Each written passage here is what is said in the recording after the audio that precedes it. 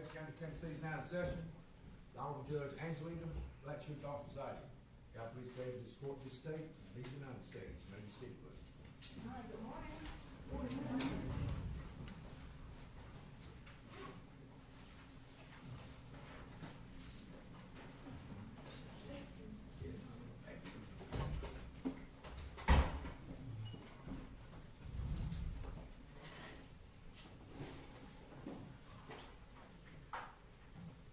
All right, are we ready to proceed this morning? Yes, sir. Okay, I'm ready.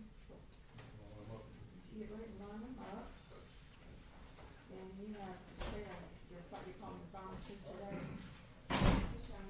All right, I guess after the state closes its proof, we need to go back and readdress some issues as it relates to Dr. Warren and Mr. Morris.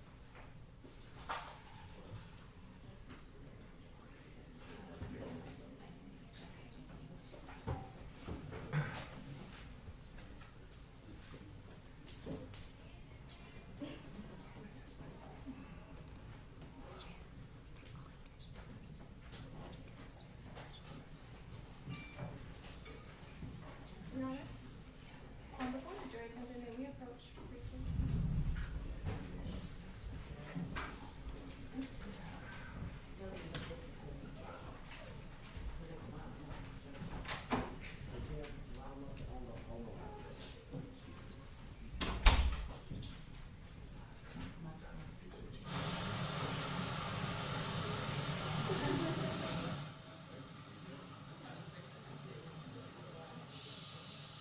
Down.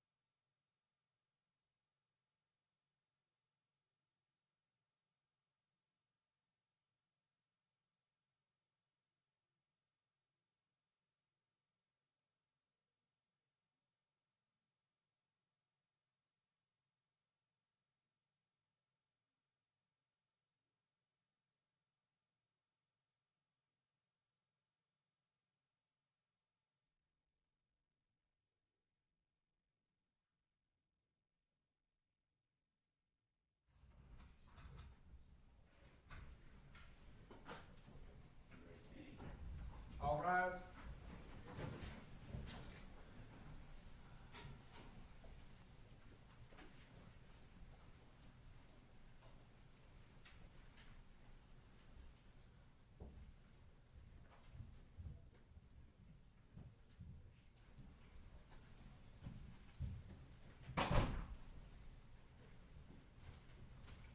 Okay, we may all be seated. Let the record reflect that the jury during this trial is present in the courtroom on this morning. This is Friday, January 27th. Good morning, ladies and gentlemen. Hope you all are doing well this morning. Thank you all for coming in early again this week or today. And everybody's doing okay this morning. Got in, saw a couple snow flurries as we were coming in, but I don't think we're gonna get a whole lot. So, all right, are we ready to proceed? Yes, Your Honor. Okay. The state's next witness is Detective Chad Gish. Okay.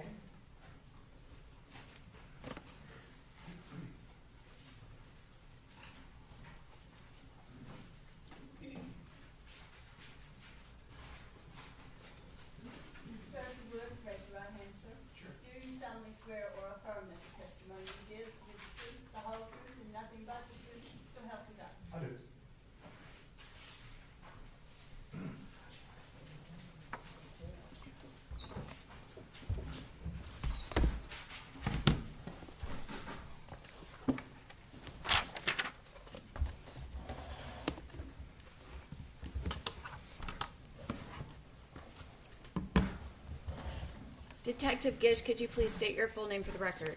Chad, C-H-A-D, Gish, G-I-S-H.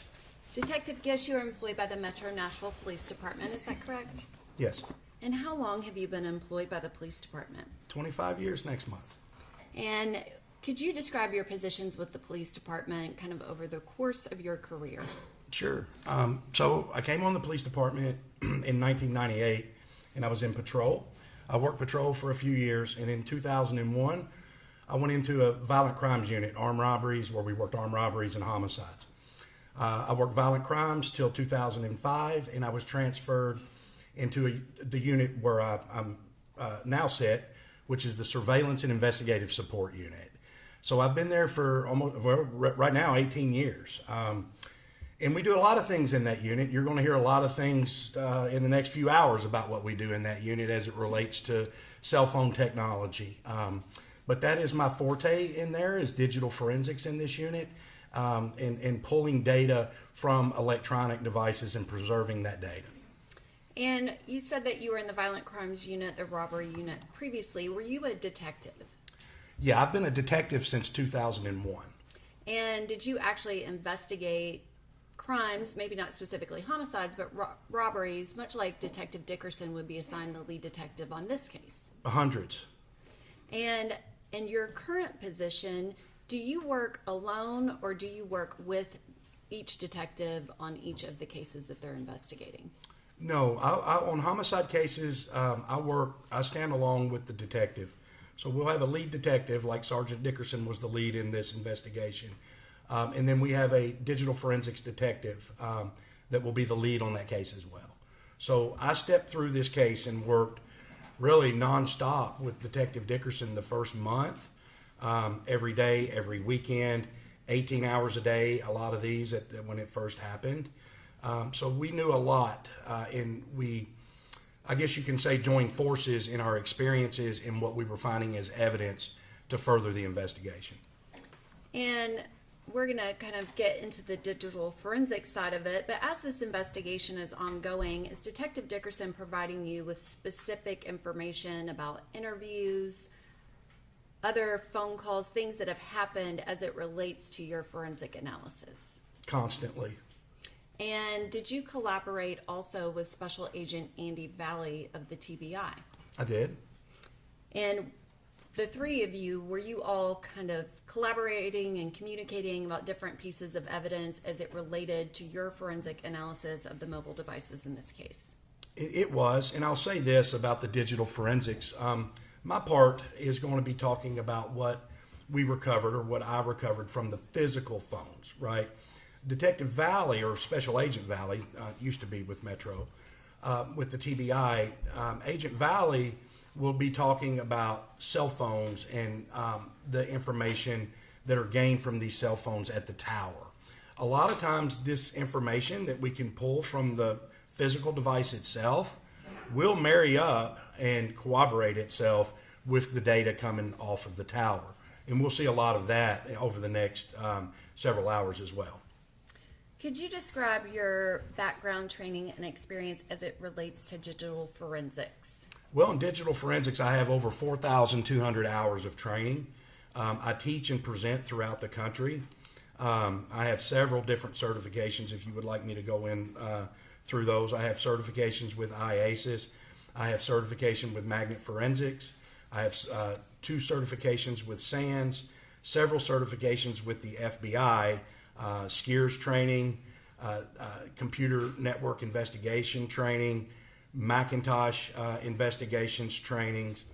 I have certifications with Cellular. I have certifications with Oxygen Forensics.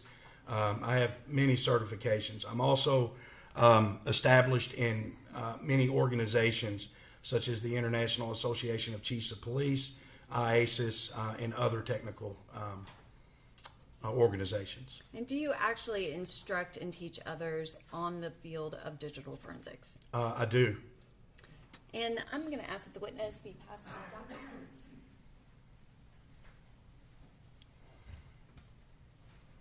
Detective Gish, if you could take a look at the document after you receive it and let me know if you recognize it.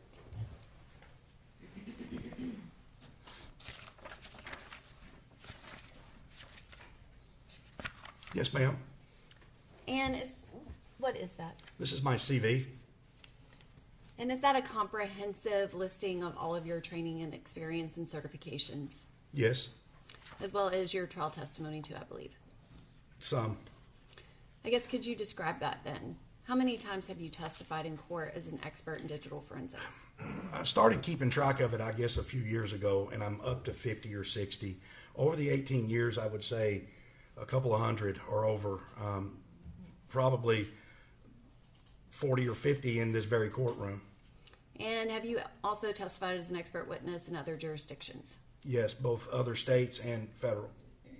Your Honor, at this time, I would tender Detective Gish as an expert in digital forensics. I would also ask that his CV be made the next numbered exhibit, which I believe is number 39. Okay, Mr. Defense, wish to voir dire, Detective Gish. No, Your Honor. Okay.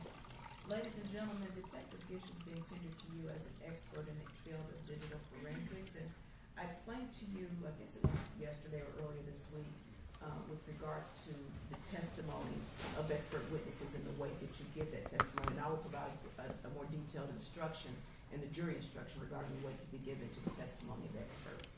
All right, thank you, gentlemen. Detective Gish, you've already testified somewhat about collaborating with now Sergeant Dickerson. Could you describe specifically the number of devices or kind of how you became involved in this case and what you did? Yeah, there were several devices that we'll talk about throughout my testimony that were submitted by Detective Dickerson to our lab for analysis. The first device that was submitted was actually from Miss Caitlyn Kaufman. It was an iPhone XR, and I knew about this incident early on after it happened. I'd been in communications with Sergeant Dickerson. He had called me to brief me on what they had on 440, wanted my expertise when it came to digital forensics. And at that point, I knew we had a phone from Miss Kaufman, and I knew it was somewhere in the car, I think in the console plugged in, and it was an iPhone. I knew that much. And so I told Detective Dickerson at the time that iPhones can obviously be in different states, even in different states after they're protected with a PIN code. And these different states are called BFU and AFU, before first unlock and after first unlock. I'm not going to get specifically into all of this technology about what these mean, but for the court's purposes, I think, is we needed the passcode, not to get all of the data, but we needed the passcode to get some data that I've termed as HEL data out of the iPhone, health, email, and locations. With the Gray Key device, we can actually recover about 90 to 95% of the data from an iPhone without having the passcode. But this HEL data, this health data, email data, and location data, which would be the GPS data, a lot of the data that we're going to talk about today, we have to have the passcode because Apple keeps that protected in another layer of encryption protection. And obviously, Chris and I had worked many, many homicides together, and he knew he was probably going to have to make a tough call to a family member or a friend to try to find this passcode. Also, when it relates to preserving this data, this GPS data, we only have a certain amount of time. This GPS data is kind of like on a slider, if you could imagine this pin being the slider of 7 days. Right here is where we are now. So when I got up this morning, let's say last night, all of these different things, as we add GPS data to the phone, it adds on the front end, but we lose the same amount on the end for the 7 days. So if we have a crime that's committed on a Friday, we would definitely need to get that phone and that evidence preserved and the GPS data preserved by the next Friday to preserve that GPS information from the time that the incident happened. And Detective Dickerson understood that. He knew that. He got that to me pretty quickly. And, you know, like I said, I've worked a lot of homicide cases in my life. And when you have a homicide and there's no video or there's no witnesses, the most important piece of evidence that I think, in my experience, that I could have in a homicide case would be the date and time of the event. What was the date and time of the event that this happened? And I knew by getting this GPS data, if we could preserve it, and Detective Dickerson, I think, also knew that I could probably look at GPS data if the location services was on and established on the Caitlyn's iPhone. I could probably find out when this event happened just by looking at GPS data. And I found a time, and I'll never forget this time. It was 6:08:41. And I knew we had GPS locations. We'll talk about that more and more as we go on with my testimony. But about one every second out of her iPhone. GPS also tracks not just location, but date and time that location marker was saved to the phone, as well as the speed. So when I started organizing by or sorting by date and time, I could tell when Ms. Kaufman slowed down to a complete stop. And that was 6:08:41 on I-440. So that was the urgency of getting Ms. Kaufman's phone up here first in the lab, and why we worked her phone immediately. And obviously that was the priority on that night of December 3rd, 2020. Did Detective Dickerson now Sergeant Dickerson, bring you multiple phones throughout the investigation and ask you to analyze them? He did. And did you prepare a report regarding some of the more pertinent pieces of evidence that you located in all of those devices? Yes. And Your Honor, at this time, I'm going to ask that the witness be passed a multi-page document. Defense counsel has been provided a copy of this.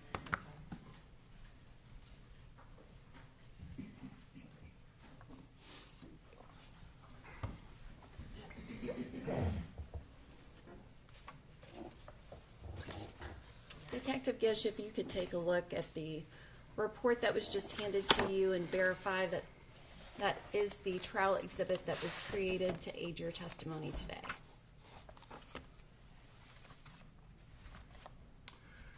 Yes, ma'am. These are all exhibits that actually came from my digital forensic report. Your Honor, at this time, I would ask that that document be introduced as the next numbered exhibit, number 40. And because we are going to be describing every single page in detail, they have not been labeled A through whatever triple letter that might be. So I would just ask that it be a cumulative exhibit.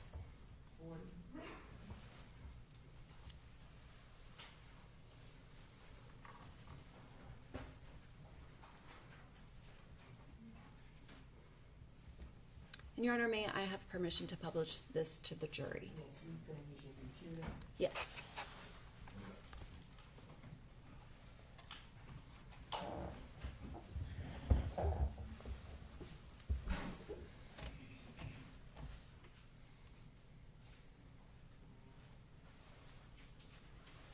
Detective Gish, it looks like your screen is up as well as the large TV is up. Could you describe what is shown on this first page of the trial exhibit number 40?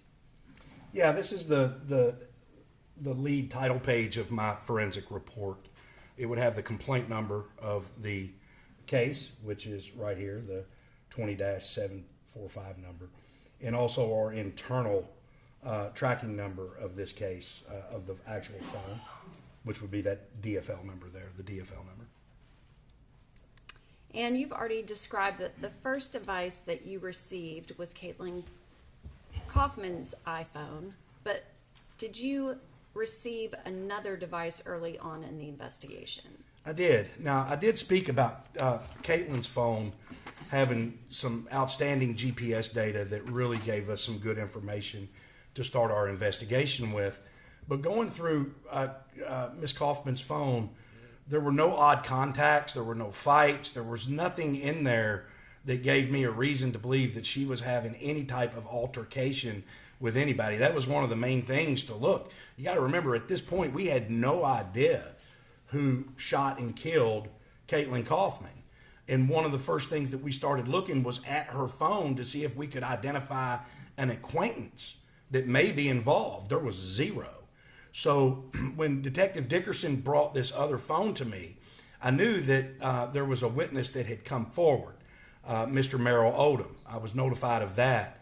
And when Detective Dickerson brought this phone to me, I think it was a week later, we actually had zero to go on until we got this phone. And were you actually at police headquarters when Mr. Merrill Odom was at headquarters being interviewed by multiple detectives? Yes, I was. And I actually spoke to him a couple of times. And what was the purpose of you speaking to him? Well, to talk to him about what I do at the police department for the cell phone examinations. He was willing and gave consent to give detectives his phone for a full analysis. And so the first time I talked to him, we got consent to search his phone. I brought his phone to the lab, started analyzing some of the data, or processing the data with Gray Key, pulling the extraction out. I'm not sure if I got all the way through the extraction process with Gray Key, but at some point something changed in that interview. And it caused me to go back down and really be stern with Mr. Merrill Odom and get him to sign a second consent form to let him know that I was going to search everything in that phone. So if he had a prior crime, anything that he committed, I was going to find it in that phone specifically. I told him what I was specifically looking for, that I wanted to see if he was involved in the murder of Caitlyn Kaufman. And he knew, because I was very stern with him about my request. And he signed that consent form quickly, happily. And I started going back and then analyzing the phone. And that's my two interactions with Mr. Merrill Odom. And Mr. Merrill Odom also had an iPhone, is that correct? Yes, he did. And were you able to find that same type of GPS data that you just described you found on Miss Caitlyn Kaufman's phone? I was not. And can you explain why that was? Sure. So, it's simple. Mr. Merrill Odom's phone did not have cell service. It was Wi-Fi only. So he did not have a service like Verizon or Sprint or AT&T. And obviously we can use our phones for other things if it's connected to Wi-Fi. But as you're walking down the street and you're not connected to Wi-Fi, there's no there's no way to get those GPS connections from the satellite to your phone.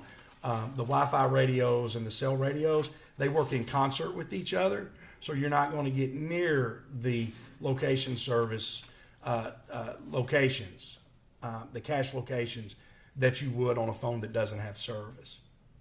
And can you describe what is shown on page 2 of the trial exhibit number 40? Sure. So I'll go through this. We have the operating system at the very top, which was iOS 13.7. The owner was Jacques Merrill Odom. We have his Apple ID, which was Reaper God Gucci. It's actually spelled Gucci. I know it's XX, but he spells it with XX instead of CC, but he pronounced it's Gucci. Some more of the pertinent information down here. We have location services enabled, which we can see they are, but there was no cell service on the phone at the time. We have the time zone that the phone was in, which was the local time here in Nashville. We do not have a MNO, a mobile network operator. We do have a last phone number that was used here. We have the passcode that he provided us, and then what type of extraction did we get. So. And for the record, Your Honor, we are referencing the device that was previously introduced as exhibit number 9. Detective Gish, this is page 3 of exhibit 40. Could you describe what is shown here? Sure. So when we pull the data from a phone, let me talk about extractions for just a second. We have to extract that data from a device to be able to view that data. So there are certain tools, and Gray Key by Gray Shift is probably the industry standard tool right now that we use for iPhones and in all purposes, most likely Androids too. We use it for a lot of Androids. And it actually pulls or extracts this entire operating system from the phone, the file system, all of the data.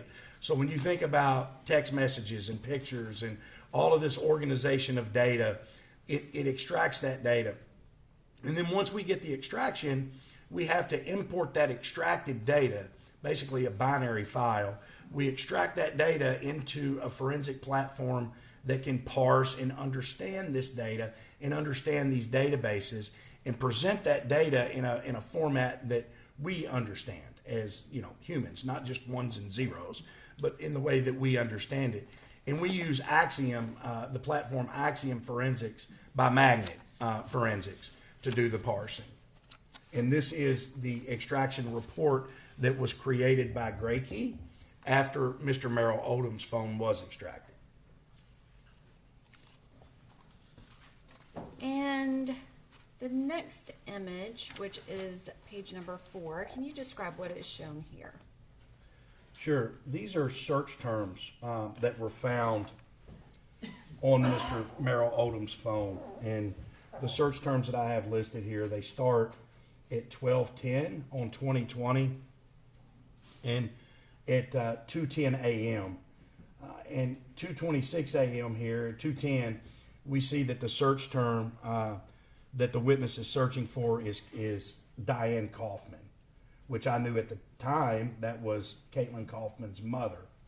And these search terms happen, if you look at the date and time from this report, these search terms happen all the way down through really 12:10. And can you describe when you're talking about a search term, is that the actual typing that the user would enter into either a Google search bar or similar search bar? Yeah, it is. That's exactly correct. If you look over at the very last column, the web page title, it will tell you what web page it was on. And we'll look over here to the very first one. This was a Google search. So this is indicative on 12/10 of 2020 at 2:26 a.m. of the witness typing in Diane Kaufman into the Google search bar and hitting enter. And is it always the user that enters every single one of those words, or is it sometimes an auto-populate suggestion? Oh, in the last several years, it's autofill can actually give you a suggestion. I think we all see that popping up as you start typing in something like if you were to type in Nashville Metro, Google would start giving you suggestions like police department. You just select the suggestion and it would autofill that. And this search term, you said that you were looking for references to it, and you kind of touched on the location data. Was there any location data for Jacques Merrill Odom for December 3rd of 2020? No, I couldn't put Mr. Odom's phone at the crime scene. I couldn't put it with Mr. Hill or Mr. Cowan on the 3rd. And did you look not only at GPS locations, but messages, any, I guess phone calls would be Wi-Fi calls, but did you look in multiple places within that mobile device looking for any type of evidence that would connect him to that December 3rd, 2020 shooting of Caitlyn Kaufman? I did. And did you find anything? No. And the next image, which is, I believe, page 5, could you describe what is shown here?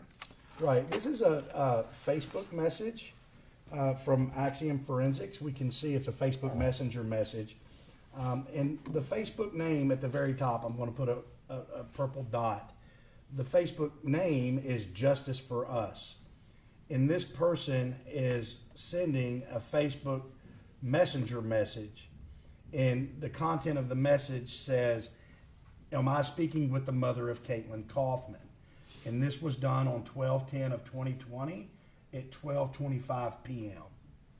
And it was actually sent to, if you look at the metadata at the bottom, we can see right above that, it was actually sent to Diane Kaufman in her Facebook ID. And at any point, did you confirm that that was actually her account? Or? I did, and it was. Okay. And the next image, which is page 6, could you describe what is shown here? The same artifact. This is Facebook Messenger again. And we have Justice for Us. We can look down in the metadata here, and we can see from the Axiom report, it's Scott Nelson. That's who the receiver is. The sender here is Justice for Us. And on 12/10/2020 at 12:32 starts the conversation, and Justice for Us says, "Hey, sir, please contact me back if you can get in touch with Diane Kaufman. I have some valuable info." And the next image, which is page 7, I believe, if you could describe what is shown here. Yeah, so this is when Mr. Merrill Odom had arrived at the police department to speak with the homicide detectives. And again, he did not have service on his iPhone per se, but you can connect a smartphone to Wi-Fi and then use it with all of your apps. You can actually make phone calls with third-party apps just like Text Now and Facebook Messenger. You're going to see that in a second. But this was Instagram messages. And these are messages that the witness had with Mr. Hill while he was at police headquarters. And the next image, which is page 8. Again, going back to what I mentioned, we can see the call type from Mr. Merrill Odom's phone is a third-party application. I believe it was Text Now that made these calls. And we can see that a total of 5 calls were made from the police department. 4 of these calls were made to Mr. Hill, and a 5th call was made to, I can't remember the name, I think it may be on another exhibit. A 5th call was made to someone else that didn't pick up. And Mr. Hill picked up on one of these calls, and we can see it was actually this call right here, the very top row, 12/10 of 2020 at 9:16 p.m. for 57 seconds. And that was to phone number 629-224-7903. Right, and that was Mr. Hill's phone number. And there was a second number that was attempted one time, and that was 615-347-6373. Yes, it was. And the next page, which I believe is 9, could you describe what is shown here? Right, from the previous exhibit, this shows the BG Tech, that was Devonte Hill on those 4 phone calls. And then that phone call that was not picked up was this Ocho. That was the name that I couldn't remember, the 6373 number there. And could you describe the date that is marked as the created date and time in this contact list? What does that refer to? Yeah, so Mr. Hill, BG Tech, this would be the first row here. It was the date and time that contact was created on Mr. Merrill Odom's iPhone 7. And we can see, and it may be also when it was updated. I didn't do the testing to figure that out, but at least created or updated was June the 8th of 2020. And was there anything else of evidentiary value located on that device? Not that I could locate. And the next image, which I believe is page 10, and this refers to previously introduced Exhibit 12. Can you describe kind of in the sequence of the investigation when you received this device? Sure. So this was almost a week or a little over a week after Caitlyn was shot and killed. This phone belonged to Devonte Hill. Mr. Merrill Odom came to the police department, I do believe it was on the 10th. Mr. Hill, I believe, was arrested on the 11th. So this phone was collected from the scene or his person during his arrest, and it was brought to our lab by Detective Dickerson and submitted for analysis. And you described the process whereby you obtained consent from Mr. Merrill Odom. What legal process was required for you to do the forensic analysis of this device? This was a search warrant. And can you describe what information you were able to glean from that forensic analysis, but also what information that we're seeing here on this actual screen? Again, this is some of the system info and the personal data that's logged onto that phone. We'll go through some of the more important data that I think is more important. We can see that the phone was an ZTE Blade at the very top here. The operating system was Android. The owner was Devonte Hill. And then we have some Google IDs. This little Tay 56, Tech Nation 98, Baby Tech 98. As we go down, we can see the location services was also enabled on this phone. It was set to the correct local time zone. It was Verizon phone through Track Phone was the virtual operator. And then one of the most important things is this phone number here, 629-224-7903. It did have a pass pin. It was protected with a pin that we did not know or was not provided by Mr. Hill. And this device, was it analyzed in the same way that you just described previously with Caitlyn Kaufman's device of using gray key? It was not. And also, it indicates that there are location services enabled. Were you able to find that same type of GPS data that you described you found on Caitlyn Kaufman's iPhone? No. And why is that? Well, Android specifically, well, there's two reasons. Android's phone specifically, historically, doesn't store GPS location in log files like cache locations, such as an iPhone does. So I know when an Android phone comes into our lab, one of the things that we're going to be missing a lot of is GPS locations. Even though the phone will have it and it'll provide it for the user, it doesn't store it like the iPhone. And even if some of them are starting to store the GPS data a little better, especially the flagship phones like the Samsungs of Androids, but this was a really cheap Chinese ZTE phone, and you wouldn't expect it to have all of the bells and whistles, or we never see it having all of the bells and whistles that would facilitate the GPS locations like we would like to see. And the next image, which is page 11, could you describe what is shown here?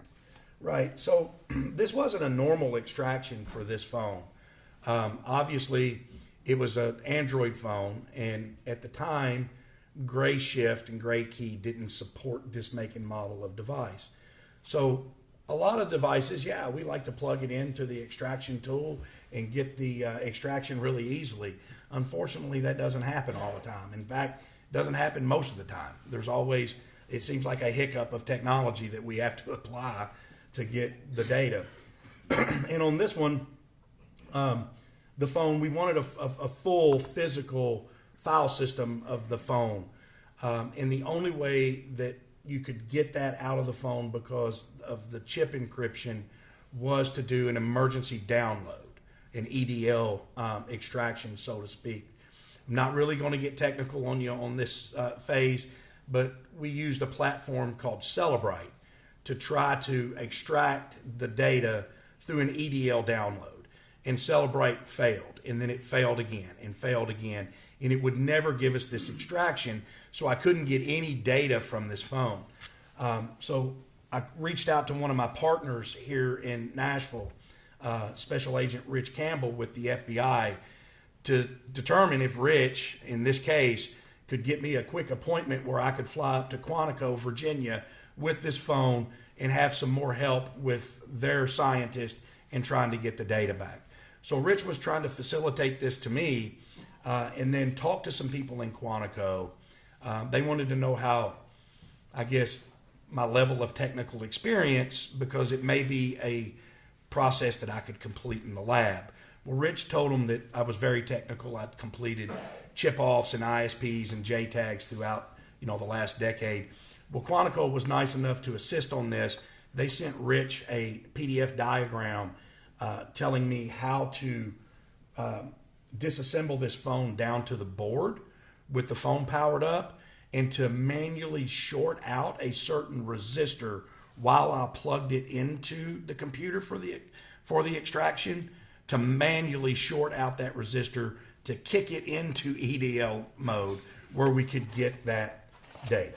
And that's exactly what we did. And we got it on the first try. And the next image, which is number 12, can you describe what this is showing? Right. In the red box is actually the chip, the eMMC microchip that holds all of the data on any type of phone. That's just what they look like. That's where the data is coming from. And right above it, you can see the short side of that resistor, and this is blown up 6 or 7 times. You can see the short side of that resistor. That's the resistor that I had to short when I plugged it in to get the extraction. And the next image, which I believe is page 13.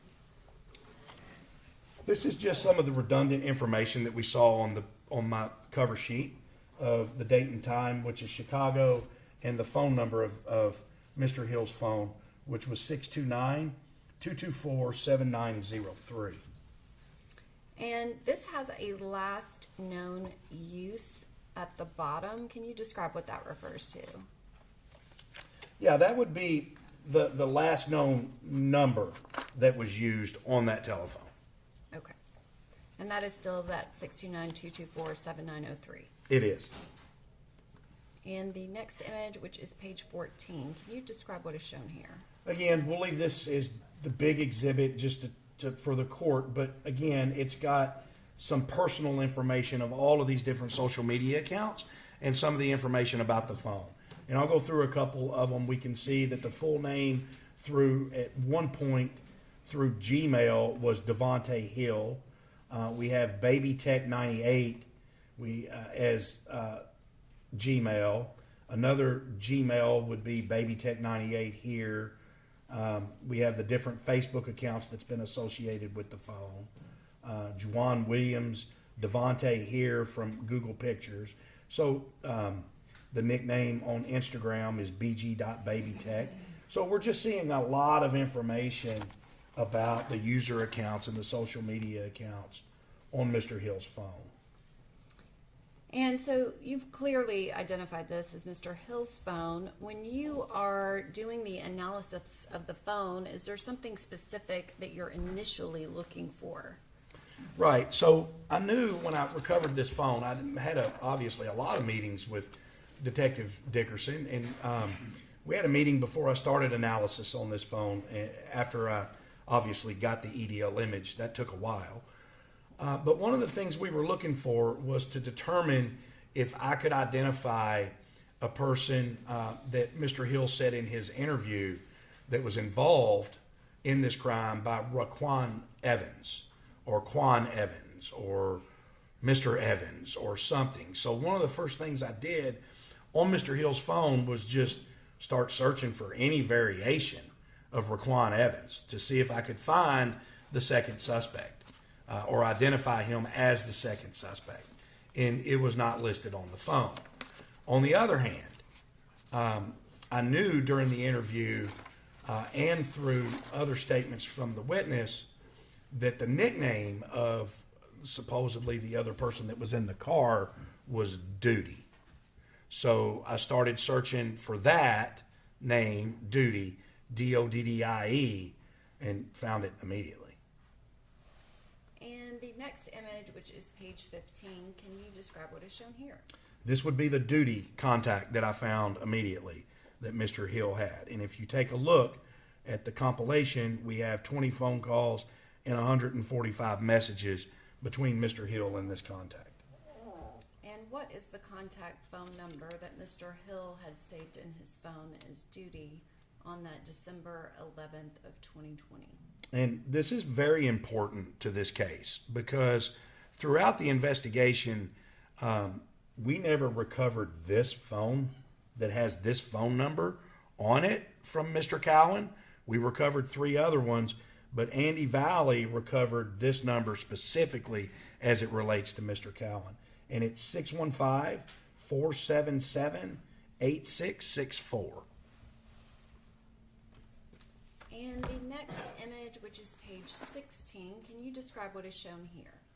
These are all of the messages between Mr. Hill and Mr. Cowan from 12/1 to 12/10. And so you, I guess, created a search where it was just the communications between the Duty contact of 615-477-8664 and Mr. Hill. Yes, and this was the filtering, right. And so when in the from column over on the right side of the screen, when it says Android UFED image Qualcomm, would that all be Mr. Hill as the person that's sending or calling? It is. That is the physical phone that I'm examining. And so it doesn't actually have his name No. in that column? It does not. But it has the contact. You'll notice in column, the last column here, we can see duty. So if you see the UFED image Qualcomm, that's the name of the contact of the specific phone for Mr. Hill. And you ran this just for a specific date range, kind of just before and after December 3rd, 2020? Yes, if you went back to the previous image, you would see there were actually a total of 20 calls and 145 messages total. This was just for that date range. And the next image, which is page 17, can you describe what is shown here? Yeah, this is, if we look down at 12:3 at 2:11:47.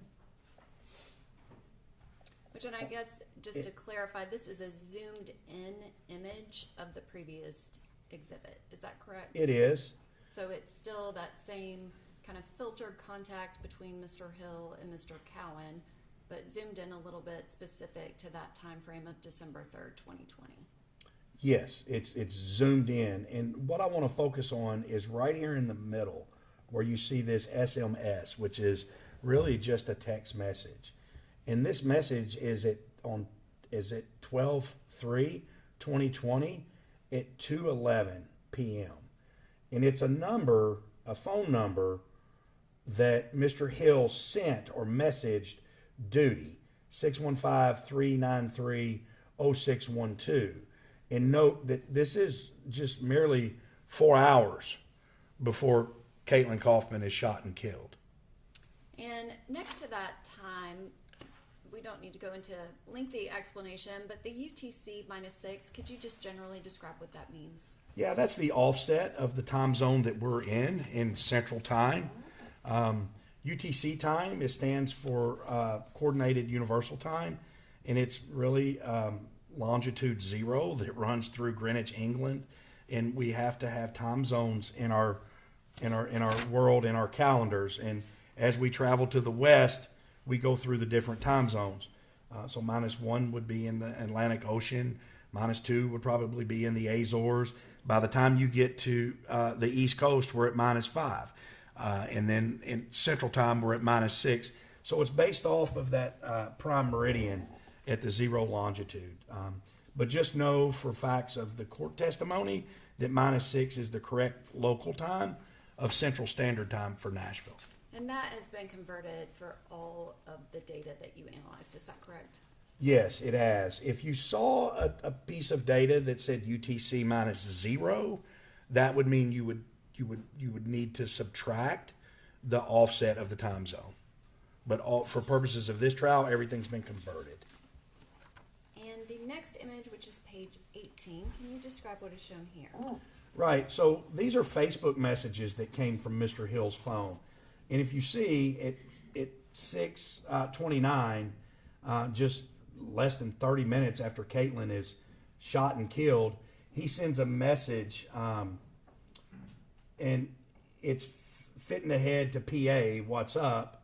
And then at 6:35, it's, I'ma come knock on the door. And PA is a acronym for, the way I know it in all my years here, is for Panorama Apartments. And these Facebook messages, these were filtered for that specific time frame of 12/3, and I think it goes through 12/9. Is that correct? That's correct. And are these filtered for just this conversation? Yes, this is a conversation with LaDoria Johnson.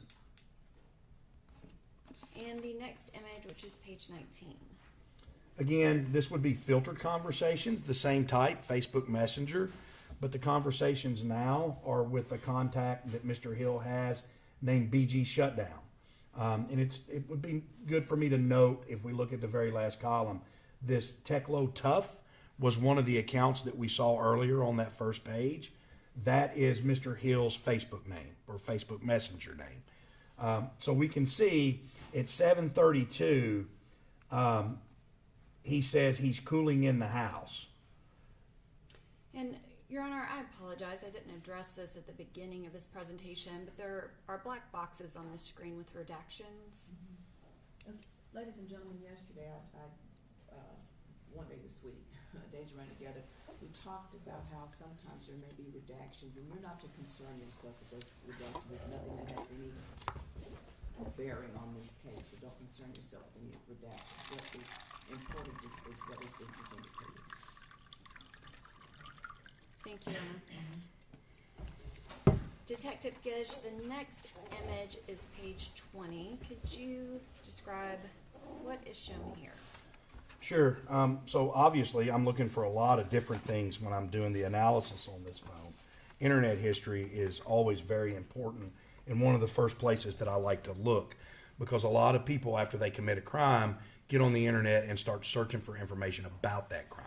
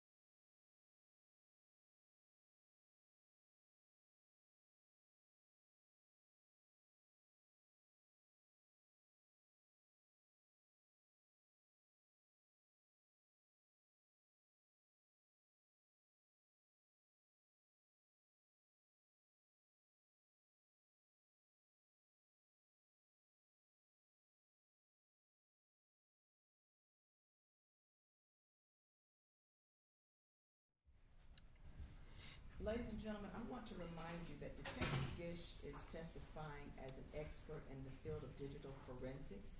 And as I explained earlier, I will give you an instruction with regards to the weight to be given to his testimony in that specific field.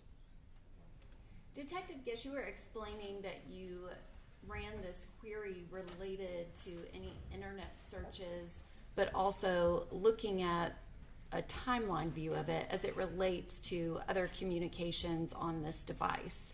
Did you find anything that was relevant to the time frame of this investigation? I found a lot of things that were relevant in the time frame of this investigation. And can you describe the data that you found? Yeah, like I was saying earlier, in my experience of these thousands of cases that I've worked, one of the first places that I tend to navigate to on an onset of a phone investigation is what a person did on the internet, because they will actually search for their crimes more times than not, in my experience. So when I saw this, I knew the internet history that we see at 12:03 at 7:37 p.m. it's searching for Nashville shooting. If I'm not mistaken, I don't think the police department knew about the crime at that point on I-440 when Caitlyn was shot and killed. I don't believe it was until a couple of hours later. And I know the event started at 6:08:41. So that first search was at 7:37:27. And then we see that that is the common search down through there for the next minute or so. We've got Nashville shooting.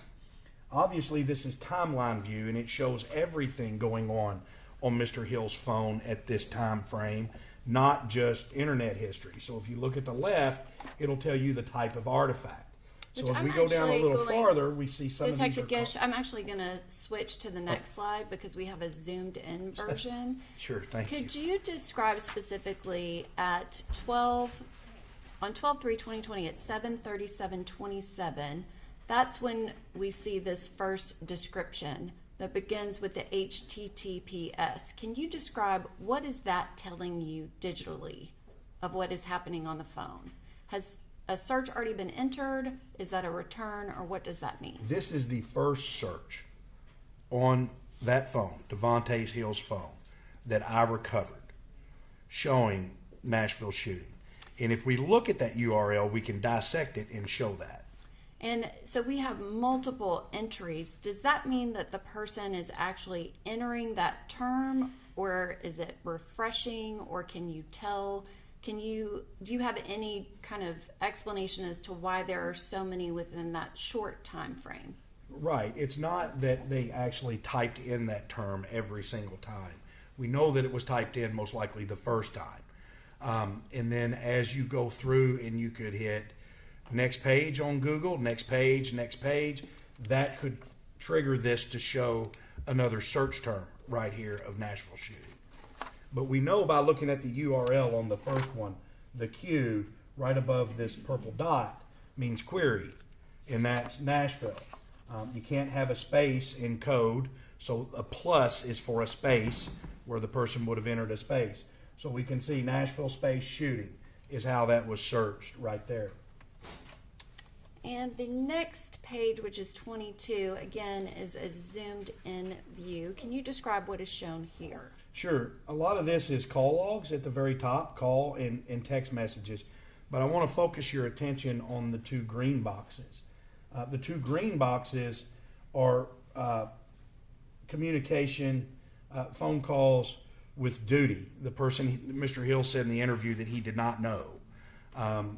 The first contact call was for 44 seconds here on 10:02 p.m. And that was for 44 seconds. And that was an outgoing call from Hill to Mr. Cowan. The second call was an incoming call on the second box where I just put the dot on 12/3/2020 at 11:53 p.m. And that was for 1 minute and 34 seconds. And then if we notice in the final red box right there, the Google Chrome history, this was less than 4 hours after Caitlyn was shot and killed Mr. Hill was checking on a pizza order from Papa John's to track his food.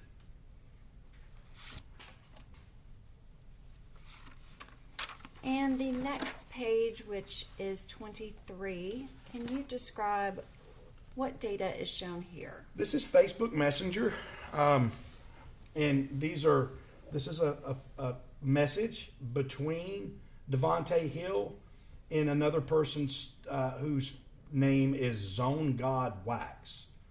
And we can see it on 12/4, this bottom entry here, at 1:16 a.m., Hill messages Zone God Wax and says, "Trade me something for the XD." And then the return message from Zone God Wax to Devonte Hill is, "Ain't got nothing but Sosa's gun and a 380. And that return message is almost a little over 10 hours later at 11:26 a.m. Is that correct?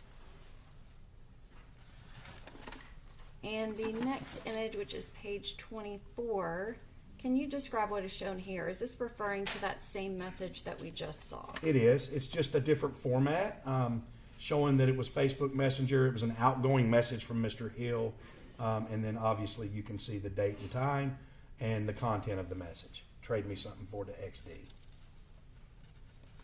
And the next page, which is 25, can you describe what is shown here? Sure. This is the same format of presentation from Facebook Messenger. It's an outgoing message from Mr. Hill. It was sent on 12/4/2020 at 1:43 a.m. and it was to a person named O.G. Walking Lick. And the text is, "Who got some 9 shells?" And the next image, which is page 26, can you describe what is shown here? Facebook Messenger again, an outgoing message from Mr. Hill to a person named King Aaron. And it was at 12/04/2020 at 1:44 a.m. And the text is, "Who got some 9 shells?" And the next image, which is page 27, can you describe what is shown here? Right, so in the middle of the screen, we see an entry with a red box of 2 Google Chrome histories. Fox 17, this was done, well, let me do the date and time first. 12/4/2020, 2:22 a.m. And this is a URL entry where a website was accessed, fox17.com. And then the title of this web page is "Local Nurse Shot and Killed on I-440 West." Right under that, we see access to a Twitter page about 45 seconds later at 2:23 in the morning. And this is the first reference that I was able to find that Mr. Hill actually saw that Caitlyn was a nurse. And you're referencing like a news article that Exactly. referenced that. And the next page, which is 28, can you describe what is shown here? This is, now I took that URL and I actually plugged that URL into a computer at the office. So I want to be extremely transparent with the court that although URLs can change, a lot of times the news URLs don't. This image did not come from the phone of Mr. Hill. It came from a test computer after I copied that https://fox.com news. I put it in a test computer at our lab to see the actual web page that he would have pulled up and viewed, and this is that web page.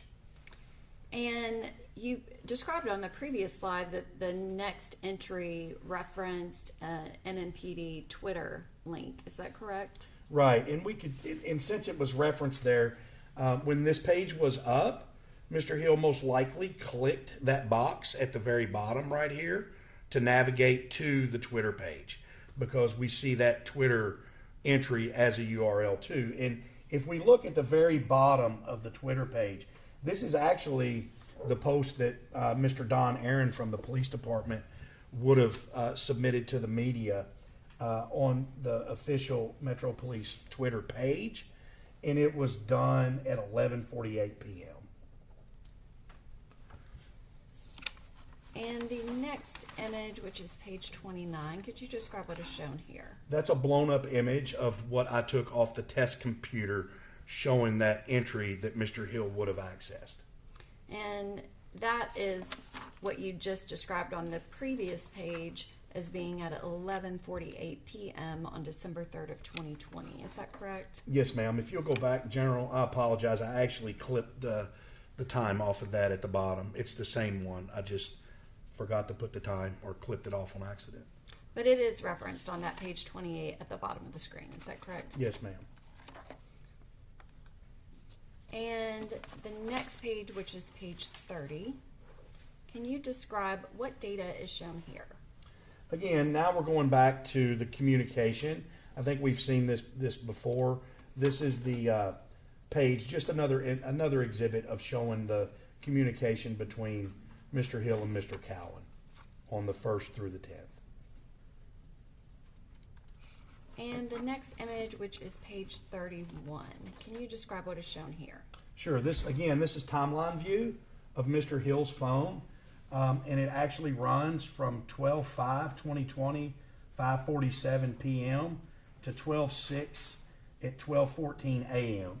And I've identified some of the more important things where we see at the very first entry, there's that Papa John's pizza order tracker. Then we see a Google Chrome history search at 5:48 p.m.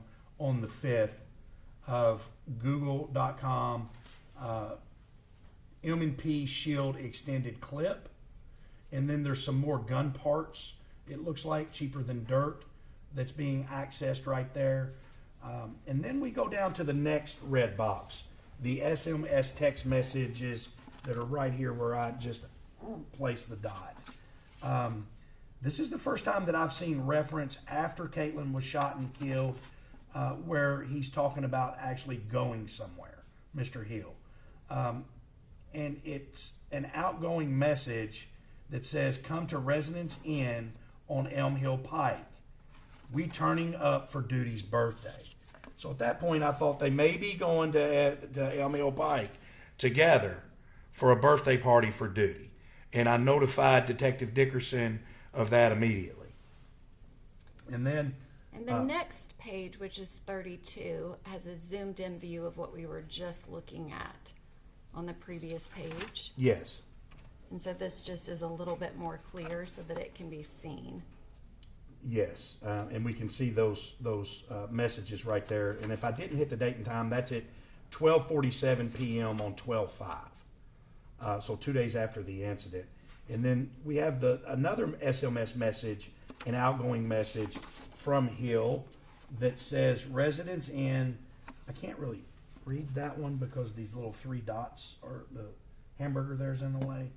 Does it help if I go back to the zoomed out view? Yes, ma'am. Resident Inn for Duty's birthday. Call and go and tell him. Get you and tell Queasy and come. We going up. And then this is page 32. Again, this is a zoomed in view of those same messages relating to the Residence Inn on Elm Hill Pike and Duty birthday. That's right. And the next page, which is 33, again, that is a zoomed in view so that you can read those messages a little bit more clearly. Right, and it's zoomed in view, and we can see there's the top message that I just read in. And then we have an attachments that are sent. This MMS right here would be attachments that were sent. Residence Inn for Duty birthday. Pull up to Residence Inn. We going. We're on Elm Hill, Residence Inn. So yeah, like I said, I mentioned that to Detective Dickerson, so he could go out and possibly try to pull surveillance video. And then we have a redacted box at the bottom. The next image, which is page 33, can you describe what was shown here? Right. Now, obviously take into consideration in what I've accomplished so far in the lab in the investigation. I've already looked at and analyzed a lot of the data on Caitlyn Kaufman's phone. So you'll see in a little bit when we start talking about Caitlyn Kaufman, when she leaves the house, I have a GPS marker when she leaves her apartment in Lebanon. About every second, Axiom is showing us on a map that GPS marker until she is shot and killed on the side of I-440. When I found this message from Hill's phone, it was very important because if we take a look at it, on this little E has a text message here and says, "Come on at home." And then we have Hill mentioning, now this is at 12:03 at 12:14 a.m. 12:14 a.m. Okay, I'm in the car with duty at Checkers. We fitting to get his food real quick. Again, this is a person that Mr. Hill said he didn't know, but he is with duty 18 hours before Caitlyn is shot and killed. And the next image, which is page 34, can you describe what is shown here? As it relates to the GPS that I just mentioned to you all, the court, the car, when Caitlyn leaves, drives the route that I think any person that knows Middle Tennessee would drive to St. Thomas West, which is down I-40 West. We can see right here on 12/3 at 2020 at 4:48 p.m., just 2 hours before, less than 2 hours until I'm fitting to shoot to Hermitage real quick and see what my people want. I thought that was extremely important at this time, and I told Detective Dickerson, and we had a big discussion, that now he is in Hermitage, an area that Caitlyn Hill would most likely cross through on I-40, and he's putting himself in Hermitage just 2 hours until this event happens. You'll see some information from Mr. Cowan's phone that I didn't have at this time that places Mr. Cowan's phone at this exact location when Caitlyn is passing this interstate. And the next image, which is page 35, can you describe what is shown here? Earlier, I presented an exhibit that showed text messages that Mr. Merrill Odom made while he was at headquarters to Mr. Hill, and those messages were from Mr. Merrill Odom's phone, his iPhone 7. These are the messages, the same messages that prove they were on Mr. Hill's phone. These are the same messages that came from Mr. Hill's phone. And the next image, which is 36. This shows that Mr. Hill actually had the contact name for Mr. Merrill Odom in his phone, which was GOJ Assassin. And then I believe it's the Instagram name of Mr. Merrill Odom, Reaper God _ Gucci 2 times. And the next image, which is page 37, can you describe what is shown here?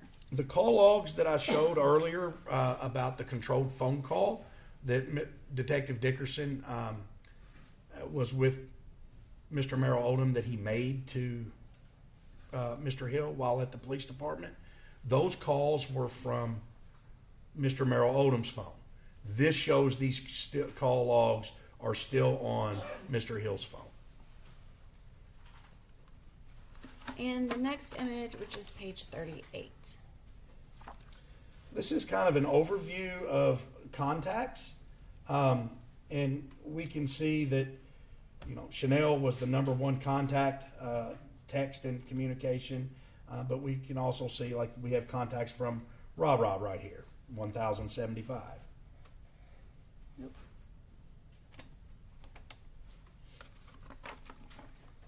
And you completed a full extraction of Mr. Hill's phone, and are those the more relevant portions of the data obtained from his device? Yes, ma'am.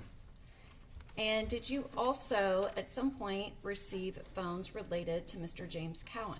3 phones. And specifically, I'm going to ask you about what has been previously introduced as Exhibit 21. Can you describe your analysis of this device? And this Yes. is page 39. This is a phone that was seized from Mr. Cowan upon his arrest. We'll hit the high points here. It's an Alcatel phone. The phone number is 615-761-7664. And And it was a flip phone. It was not a smartphone, which is important. it indicates that there is an unknown mobile network operator. So what does that tell you, if anything? It tells me that it's track phone, if we look right above here, and was probably had track phone service. That would be more of an Andy Valley question. And the next image, which is page 40, can you describe what is shown here? Right. This is just showing the extraction of that physical phone, the Alcatel. And did this phone have a large amount of GPS data and or other relevant information related to this case? It did not have any GPS data. It was a dumb flip phone, if you will. But it did have some relevant information as it related to the contact list that Mr. Cowan had saved for himself. And I just put page 41 up. Did you, I guess, pull out the entire contact list for that? Right, and purpose? it starts right here with 98 Mike. You can see, and then it goes through. And then there should be a contact list that I have a couple of red circles around. And the next page, which is 42. Right. We can see this name down here that says me, number 2. This is that number that Andy Valley will talk about was assigned to James Cowan at the time of the incident, but we never recovered a phone with this number assigned to it. This is the 615-477-8664. And then we have the new number, which is another phone, me new, 615-733-5312, sorry. And the next page, which is 43, is that just a continuation of the entirety of that contact list? Yes, and it ends with T-ball right here. Which, and the next page, which is 44, I think is the very end of the contact list. Right. Yo new would be the very last contact.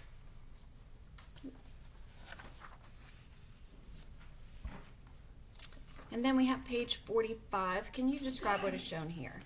Right. This is the actual number that the forensic platform is pulling out, showing the number of that Alcatel phone. And the next image relates to Exhibit 20. You said that you analyzed 3 separate phones obtained from Mr. Cowan. Can you describe what is shown here and your analysis of Exhibit 20? Sure. Again, we've got the name of the phone, make and model, which is a TCL Revel 4 Plus.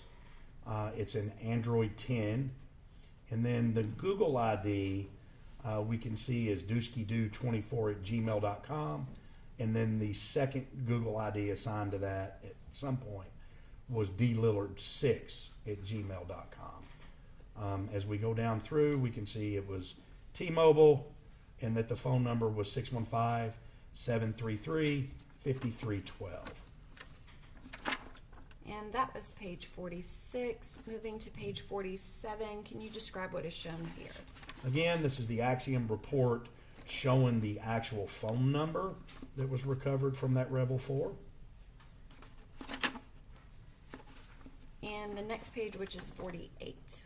This is the Axiom report showing the Bluetooth name of the Revel 4. And Bluetooth connection. What is the Bluetooth name? The Bluetooth name is Revel 4 right here. So Revel 4 Plus. Yes, exactly. And can you explain why that would ever be important? Sure. So if 2 devices can pair with each other, a phone, a set of headphones, a car, hands-free, and that can, a lot of times this connection is created through Bluetooth. Each device would be named. So this specific phone, the Bluetooth connection would be named Revel 4 Plus. So if you had other devices that you could look at to see if they connected to this phone. One thing would be the name, the Revel 4 Plus. The second thing could be the actual MAC address. And that was page 49. The next image is page 50. Can you describe what data is shown here? This is just showing an Axiom report from the accounts.db file of the username of dooskydoo24@gmail.com. And the next image, which is 51, can you describe what's shown here? Same thing, the Axiom report again showing dlillard6@gmail.com was a account associated with this phone at least on 1/8/2021. The next image is page 52. Can you describe what data is shown here? Right. During the investigation, when Cowan was arrested, we also identified his girlfriend, Miss Damisha Carter. And obviously, we seized her device as well through a search warrant. Information of that device will be shown shortly, but this BM Loco 2 is the contact name of Miss Carter. So we're looking at text messages that Mr. Cowan and Miss Carter had from Mr. Cowan's Revel 4 phone. And if you would like me to read this one, I can. Just for the record, there are 4 messages that are listed on this page. They begin January 9th, 2021 at 3:38 and 33 seconds p.m. The next message, same date, 3:40:59. Next message, same date, 3:53:09. Fourth message, same date, 3:53:17. But those are all messages between Mr. Cowan's on this device and Miss Demonisha Carter at 615-734-7072. That's correct. And the next image, which is page 53, can you describe what is shown here? Same thing. It's a continuation of some of the text messages recovered off of Mr. Cowan's Revel 4 phone that he had with Miss Carter. And again, these messages for the record are to contact BM Loco 2 at 615-734-7072. They began on January 9th, 2021 at 5:48 and 11 seconds p.m. The next one, same date, 5:53:54, which is from Mr. Cowan responding back. And the third is same date, 6:18:32 p.m. Fourth one, same date, 6:51:35 p.m. And there was a third phone related to Mr. Cowan that you analyzed. This references previously introduced Exhibit 19. Detective Gish, can you describe what information are we seeing here, which is on page 54? Yes, ma'am. It's an LG Journey phone, the make and model. It's got the Android operating system. Android 9 is installed. We can see here that it's also dlillard6@gmail.com. That's the associated email account.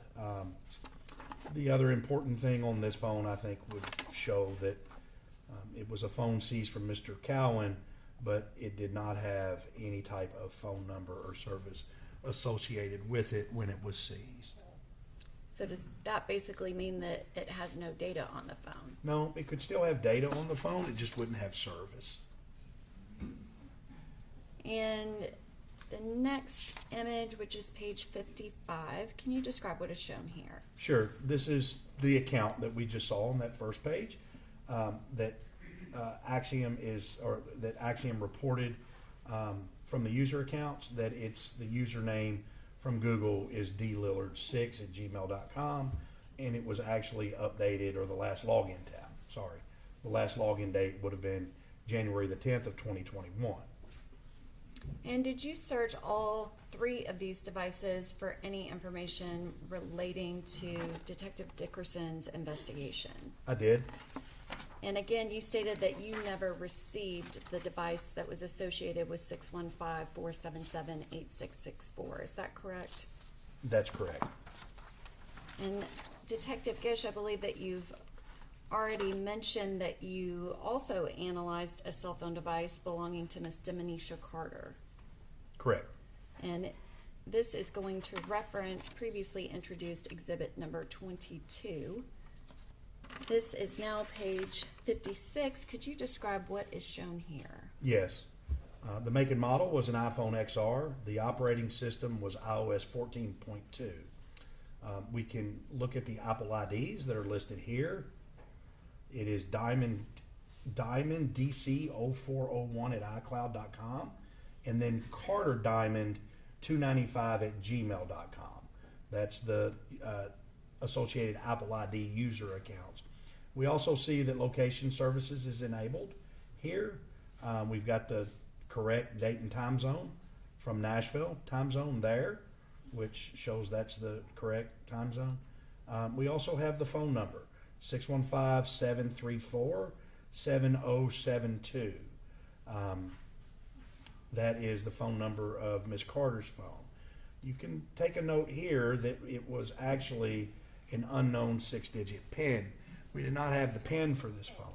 If you remember earlier in my testimony, I mentioned that their phones could be in 2 states, basically, when they come into our lab, iPhones, either in BFU or AFU. In AFU, I mentioned we can get 75, or not about 95% of the data. We get everything in an AFU image except the HEL data, the health, email, and location. If we had the passcode, I would be able to pull the health, email, and location from Miss Carter's phone. We did not have the passcode, so we could not get the GPS data out of the phone. This was I won't say a long time. Their arrest was over 7 days. Remember, GPS only stored the cache location for 7 days. So even if we would have pulled the GPS data from Miss Carter's phone at this point, it most likely wouldn't have had GPS data from cache locations from the time of the crime. And the next image, which is page 56, can you describe what is shown here? And I'm Right, sorry, this it's is page 57. Oh, I'm interrupted you. I'm so sorry. No, I misstated on the record the page. It's 57. Does this just list her user accounts associated with this device? Yeah, so when we do an extraction, obviously, and we put that extraction into a forensic platform like Axiom, Axiom will go through and it understands where all of these artifacts in these databases are. One of the artifacts that it will hunt and go after and actually compile are user accounts. It pulls all of these user accounts out and gives them to the examiner, me, in a location where I can view them all together. And this would be those user accounts, and we can see basically what we saw on that other sheet with Diamond DC at iCloud.com. And the next image, which is page 58, can you describe what information is shown here? Sure. This is the Gray Key report from the extraction of Miss Carter's phone. Again, as I stated, we did not get a full paired extraction. We got an AFU extraction, but it does give some information during the extraction. It gives the phone number here of 615-734-7072. We also have the owner name, which is Diamond Miller, I think was the nickname for Miss Carter. And then we also have the user accounts there again at the bottom. And the next page, which is 59, can you describe what is shown here? Right. So when we got, this was very, very important to the investigation. So when I started looking at Miss Carter's phone, one of the first things I started to analyze were the text messages on 12/3 around the time Miss Kaufman was shot and killed. And what I found was text messages from Miss Carter to Mr. Cowan, to that number that Mr. Cowan used at that time, but we did not recover that phone. If you'll notice, these text messages are at 12/3/2020, and the first one is at 6/11/44.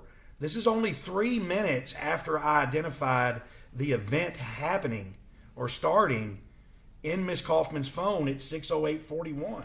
Miss Carter sends him a message that says 115 Woodmont Boulevard. That was new to us at the time. extremely new. We had no idea about this information. So I called Detective Dickerson in completely. We started looking at this. The second one is, the response is, I'm at the light. So that is a response back from his phone to her, I'm at the light, and that's at 6:20. And then at 6:26, the response from Mr. Cowan to Miss Carter is, I'm outside. And then she says, coming. This is 3 minutes right after Caitlyn is shot and killed. And that is that side of town, very, very close to the location where Caitlyn Kaufman was located. And that last response from Ms. Carter is at 6:29 and 53 seconds p.m. on December 3rd, 2020. Yes, and I will mention here too.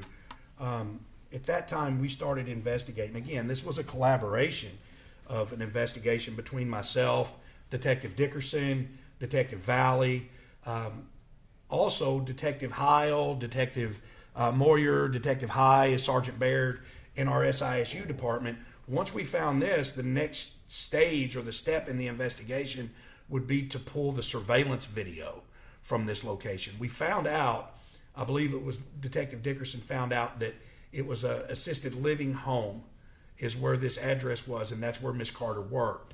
So we sent SISU, the team, to that location to recover the video, but it had been so long that the video had been overwritten. And we did that immediately as soon as we found these messages.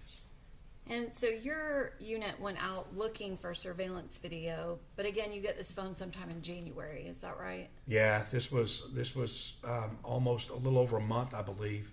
Which you had mentioned previously in your testimony about surveillance video related to the Residence Inn. Was your Right. team able to locate that video? I don't think any, if they did locate it, it wasn't any cameras that were useful.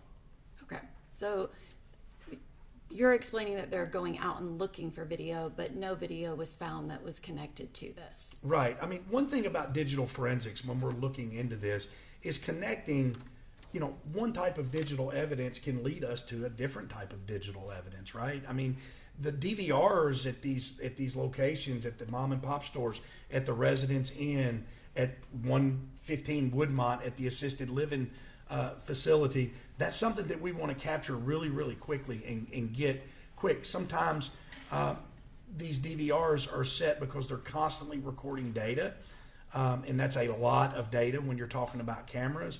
If they have the compression set up really high and maybe the resolution low, it just depends. And a lot of places, what we found, 30 to 60 days, that video, the footage is going to be overwritten.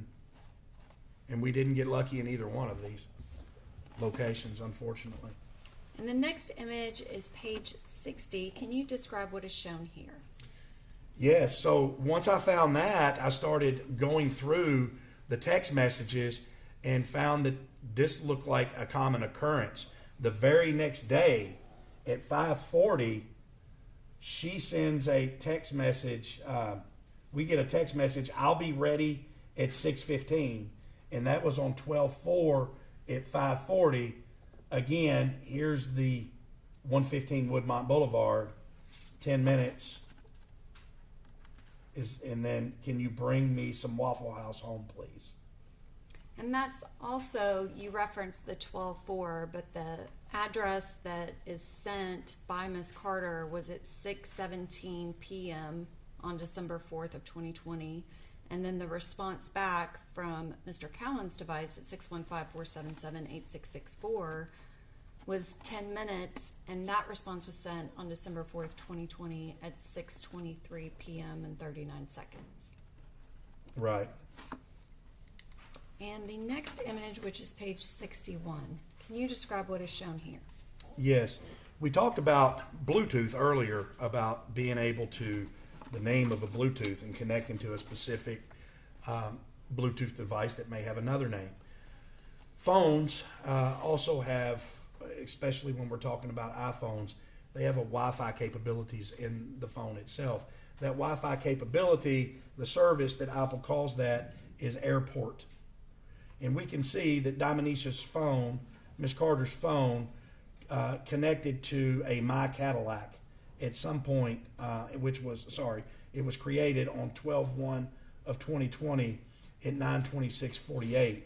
So I thought that was interesting because we knew at this point that the vehicle used in the incident and the vehicle that we had recovered that was burned was the Cadillac. And the next image, which is page 62, can you describe what is shown here? Yeah, we were talking about the Wi-Fi service on the last exhibit. This exhibit is actually referencing the Bluetooth. So now, roughly 4 days, a little less than 4 days after the incident, on 12/7/2020, we have Miss Carter's phone connecting to My Cadillac right here, and that's after the incident. And yes. Which, the next image is page 63. And this is obviously an image. Can you describe what did you locate on the device that led to this still image being created? A Cadillac with a license plate that matched the license plate that was recovered from the fire scene. Well, and I guess my question was, what type of data did this come from? Was this a picture that was in her camera roll, or on a picture taken with her phone, or what type of data is this? This was a video. I'm so sorry. Yes, this was a still shot of a video, which were there numerous videos. And so at the bottom of the screen, it shows video IMG_0233.heic. Is that the name of the video file? It is, and one thing to note is that when Axiom recovers videos, it'll actually recover and display a view for us to look at that's called keyframes. It gives us 10 keyframes, so we don't have to play each video. It was devised for CSAM, for child cases, that we don't have to look at every single thing. But it's nice because in cases like this, if you have a phone that's really video heavy, instead of having to play every video, you can just look at these still shots that are created, they're not random. Every 10%, every 10th step, a keyframe is created, and you can go through here and look at this. That's one of the keyframes. And so this is a keyframe, but this is also zoomed in to kind of capture that vehicle that is behind the person. Do you recognize that person?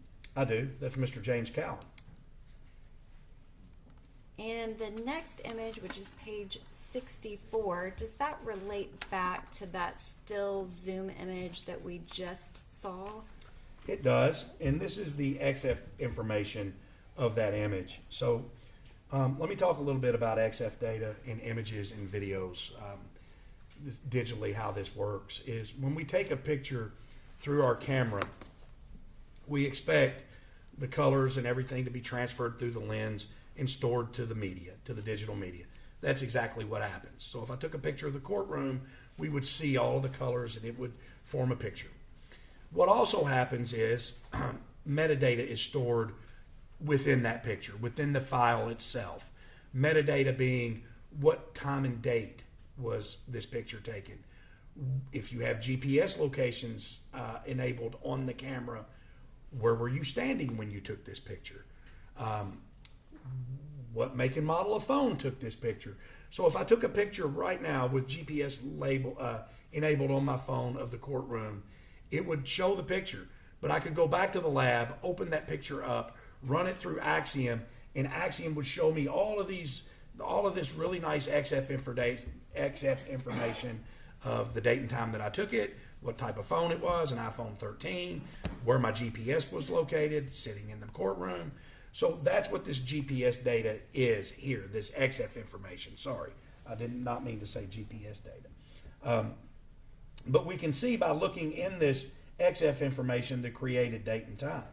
And this created date and time of this picture of this Cadillac with the same plate on it that was recovered from the burned vehicle site was 12/1 of 2020, 1923 hours. So that would be 7:23, just a shade over 2 days before before Caitlyn was shot and killed. And the next image, which is page 65, is this a similar still shot from a separate video file that was located on Miss Carter's phone? It is. The black box just represents something we redacted that wasn't important, but we can see the license plate right here. So we have the same description of the Cadillac that's been said throughout the investigation, and now we have the tag number of this Cadillac, and we can start investigating the tag number.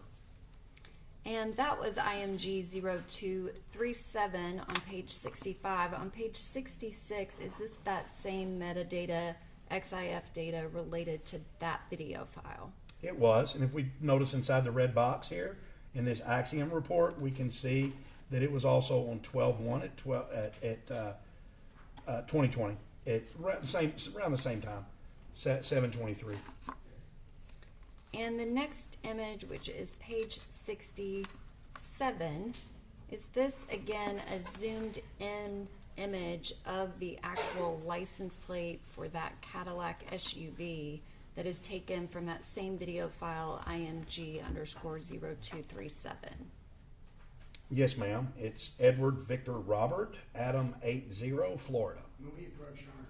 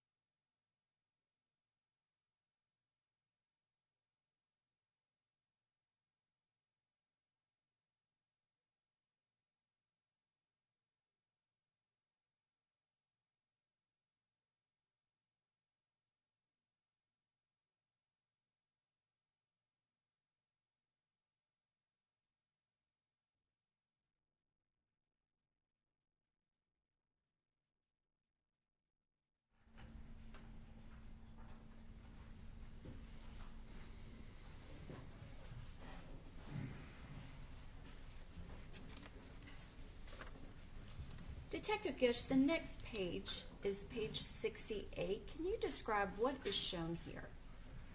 Yes, ma'am. So when we had the tag number from the car or the Cadillac, I was collaborating obviously with Detective Dickerson and Special Agent Andy Valley, and investigation was completed into that tag number, and we found out that the vehicle, the Cadillac, was a rental from Hertz Rental Services.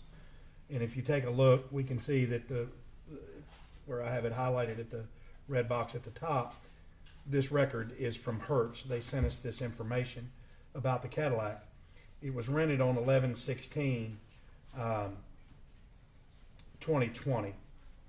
And we can see that it was actually a one-day rental. It was due back on 11/17 at 2020. And we can see down here the vehicle, the actual vehicle is listed here, is the Cadillac itself. And that the rental was completed to a person named Travis Sewell in the top left box here out of Long Beach, California. I did an extensive investigation on this name and address and could not find anything on this address in Long Beach or this person named Travis Sewell. And did you also search each of the forensic devices related to Mr. Cowan or Miss Carter for that same name of Travis Sewell? I did. And were you able to find any other reference on the actual digital devices with that person's name? No. And the next image, which is a previously introduced exhibit on page 69, can you describe what is shown here? Right. When Karen, I can't remember her last name, it was Miss Karen, when she notified the fire department, she took pictures of the Cadillac burning near her residence. This was one of the pictures that she took, and it was of the license plate. This is the same license plate that matches the pictures that was in Mr. Cowan's phone. And the next image, which is page 70, can you describe what is shown here? Again, I was looking through the phone at this point to find any other information about the Cadillac or possession of that Cadillac with either Miss Carter or Mr. Cowan. And I found a picture of what I thought, and now I know, is that Cadillac. It was a picture of a dashboard, that a still shot, and it had we were going through COVID at the time pretty heavy, and it has a face shield with goggles right there on the dashboard. And if you go to the next slide, it'll show you. And just for the record, this was digital file IMG_0240 from Miss Carter's phone. Is that correct? That's correct. So this is actually a photograph that her device took with her phone. Yes. And then the next page, which is page 71, can you describe what is shown here? Right. The created time of that photo, when it was created at the location on the camera roll, was on 12/2 of 2020 at 5:50. So the day before the incident. And the next image, which is page 72, can you describe what is shown here? For the court to look and for the investigation, I went back to Cadillac's website, some other different places, and found stock photos of that same shot from what the actual Cadillac looks like, how it appears, the dashboard. So these two photos could be compared to the photo that was recovered from Miss Carter's phone. And the next image, which is page 73, can you describe what is shown here and how did this relate to your investigation and forensic analysis? Again, this right here just goes and adds more evidence to the Cadillac belonging to Mr. Cowan. When Mr. Cowan was arrested, he was in an Impala. Miss Carter was with him when he was arrested. That Impala was not seized by the police department, but the tag number of this Impala came back to Hertz. When we started doing the investigation and looking into this Impala, it came back to the same Travis Sewell. We can see out of Long Beach. That was also rented on 11/15 of 2020 for a one-day rental. Again, this was months later or 2 months after the rental. And we can also see that it was the Impala down here at the bottom. And it was rented, I believe this one was rented out of Indianapolis. The other one was rented out of Florida. But you were able to match up that tag number with the same vehicle that Mr. Cowan was in at the time of his arrest. Is that correct? Yes, and the important thing is that vehicle was also rented by Travis Sewell. And the next image, which is page 74, can you describe what is shown here? Yes, Oriole Avenue is where I believe it was Miss Carter's sister resided. So I went to Oriole Avenue to take some pictures, but I also found a search term of Oriole Avenue in her phone here of 329 Oriole Avenue. And is that, when you say search term, is that if you are searching so that you can get directions to go to a particular address, or? Yeah, if we take a look, and that's where I was going at the bottom, we can look and see that that's actually from the Maps database. So that was most likely completed with either iMaps or Google Maps. But it was mapping themselves, and then we look at the bottom to the Oriole Drive address. And these reports are from Axiom that show that. And the next image, which is page 75, can you describe what is shown here? Yes, ma'am. On February the 6th, I went over to the location on Oriole Drive and took a photograph of that license plate off of the Impala. And that's an image that was taken by me on Oriole Drive. And could you read the license plate into the record, Detective Gish? Sure. It's Lincoln David Adam, Queen 34, Florida. And I am going to back up 2 pages to page 73. Can you also read into the record the license plate for the Hertz rental for the Impala? Yes, ma'am. If we look at the bottom red box, it's actually got a smaller red box on the left side inserted inside. That's the license plate. Lincoln David Adam, Queen 34 of the Impala. And now we are on page 76. Can you describe what is shown here? Yes, ma'am. So when I was at the location here on Oriole Drive, I noticed this Mitsubishi Lancer that was parked here.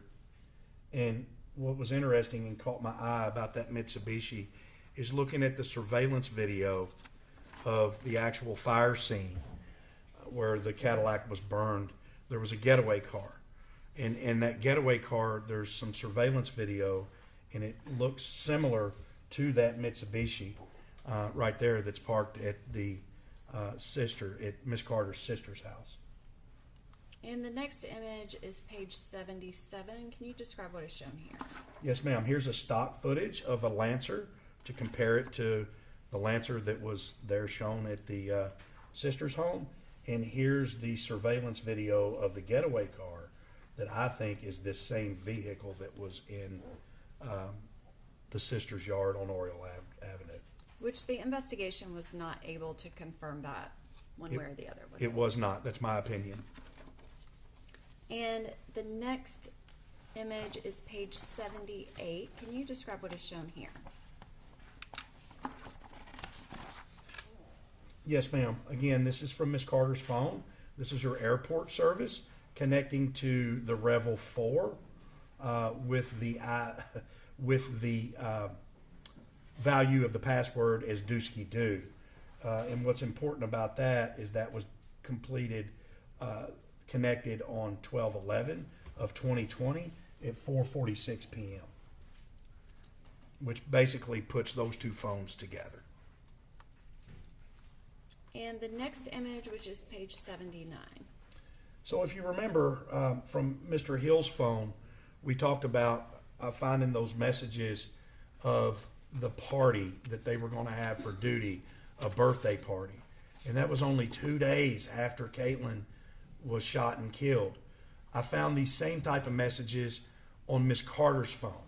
And if we look at the first message, and it was on 12/5 at 8:41, Residence Inn Marriott, 37210, Nashville, Tennessee, room 2022.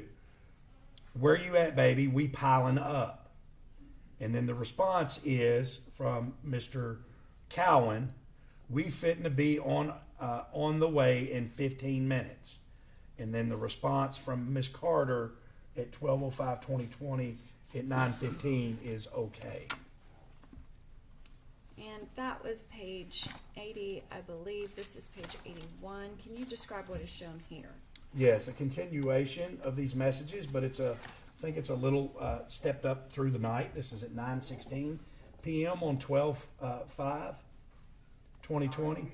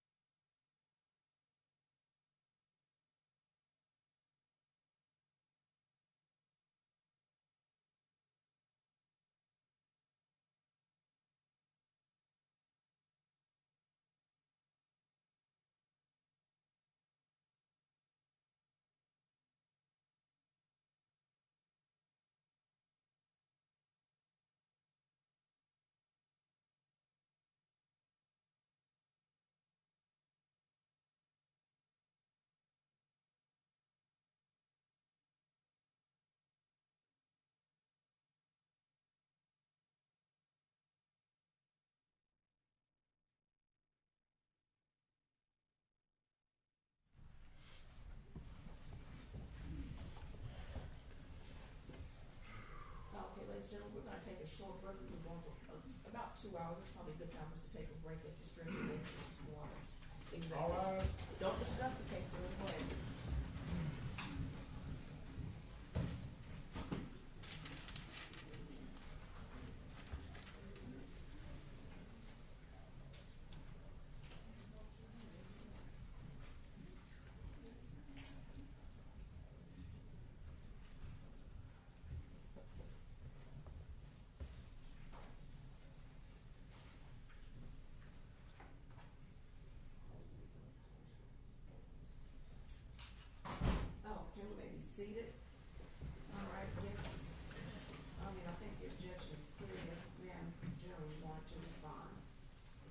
Yes, Your Honor. The state's response to the photograph that specifically, do you want me to put it up or no? I think these are Mr.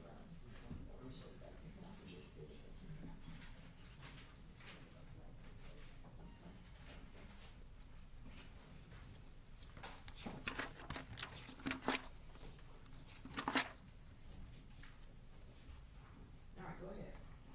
And Your Honor, may I actually ask Detective Gish a couple of questions just as an offer of proof to the court related to the evidence? Sure. Detective Gish, when you were analyzing Ms. Carter's phone, and I'm specifically referencing any videos or images that related to what has been referred to in the messages as Duty's birthday party at the Residence Inn on December 5th, 2020, were there two pictures, or could you describe the volume of videos and images related to that specific event? Oh, there were many, like a lot. And multiple videos. Videos, pictures. I estimation 20 to 25.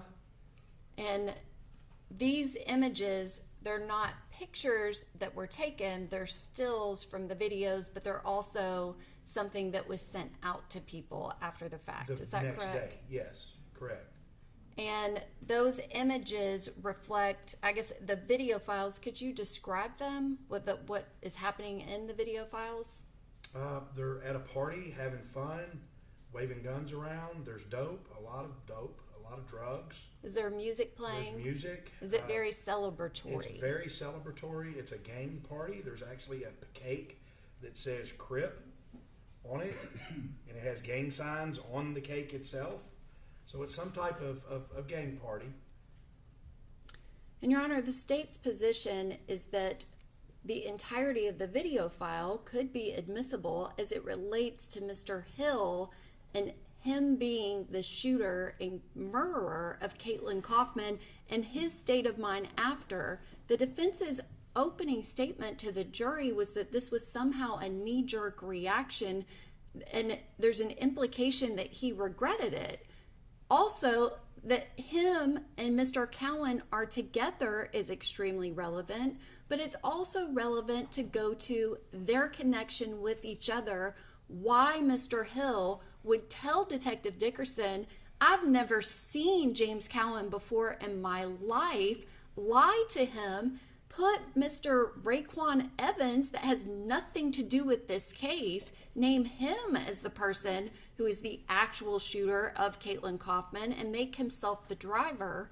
The state submitted a request to introduce a larger volume of evidence related to this specific event. Your Honor heard the arguments of the parties and ruled that these two single images could come in, but the purpose of the picture with the birthday cake is to show that this is a celebration, that this is his birthday party, they're celebrating, having fun. The videos would be much better evidence of... Even if the videos would come in, that doesn't mean that the entire videos would come in. The court could rule that some portions of the videos would be redacted if the court thought that something in the video was prejudicial or it had no evidentiary value or things of that nature. I mean, it doesn't mean that the entire video can come in. Yes, Your Honor. In our The pretrial court, motion... you know, my role is to be the gatekeeper of the evidence that comes in pursuant to evidentiary rules. And not everything gets to come in all the time. We can agree with that, right?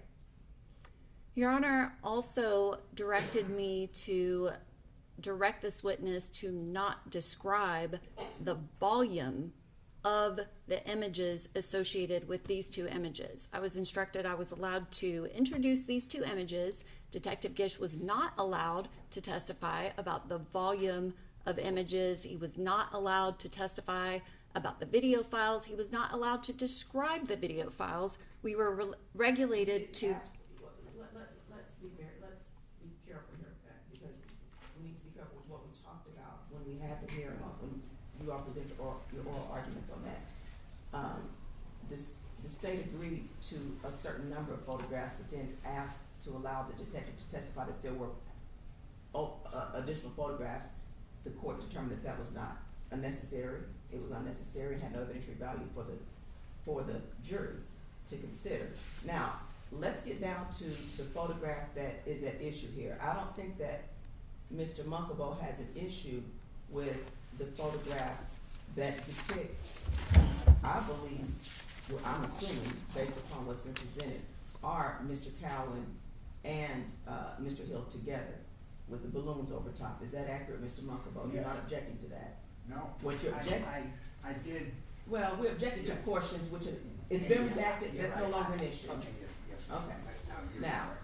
what is, what Mr. Munkabo is objecting to is the photograph of the birthday cake. And we did have some discussions on this, and the court did make a ruling based upon, this is the photograph that has the birthday cake with the word crip across the top. The court did, rule that that would be admissible for the limited purpose of showing that Mr. Hill and Mr. Cowan know each other. Now, as the court, we have to admit, trials are fluid. Trials are very fluid. As evidence comes in, sometimes we have to take a second look at the admissibility of some of the evidence. Mr. Merrill Odom testified yesterday. I allowed him to testify over the objection of the defense. He was allowed to testify that he is aware of Mr. Cowan because of his affiliation along with Mr. Hill. And again, the state said that was the very limited purpose of allowing him to testify as to that. That is in. If you look at the picture of the two, and I am assuming that this is all the same birthday, the same event that the individuals are attending, which I'm assuming is a birthday party, based upon the evidence that has come in. They're standing there together, Mr. Hill and Mr. Cowan. What is the necessity of now, considering the way that the proof has come in, why is it necessary to have a picture of a birthday cake that has crip on it if it's already come in through Mr. Merrill Odom, that he knows that Mr. Cowan, through his affiliation with Mr. Hill because they're in a gang together, and you have the photograph of the two together at what appears to be a party? Why is that necessary now? And how is it not over prejudicial when we already have the information in? Your Honor, the photograph corroborates the testimony of Jacques Merrill Odom, whose credibility was attacked on cross-examination. It shows that they are, in fact, in a crip gang, or there's at least an inference, but he is a fact witness whose credibility was attacked on cross-examination, and this corroborates his testimony. Yes, sir. Your Honor, Mr. Odom's credibility was not attacked on this issue.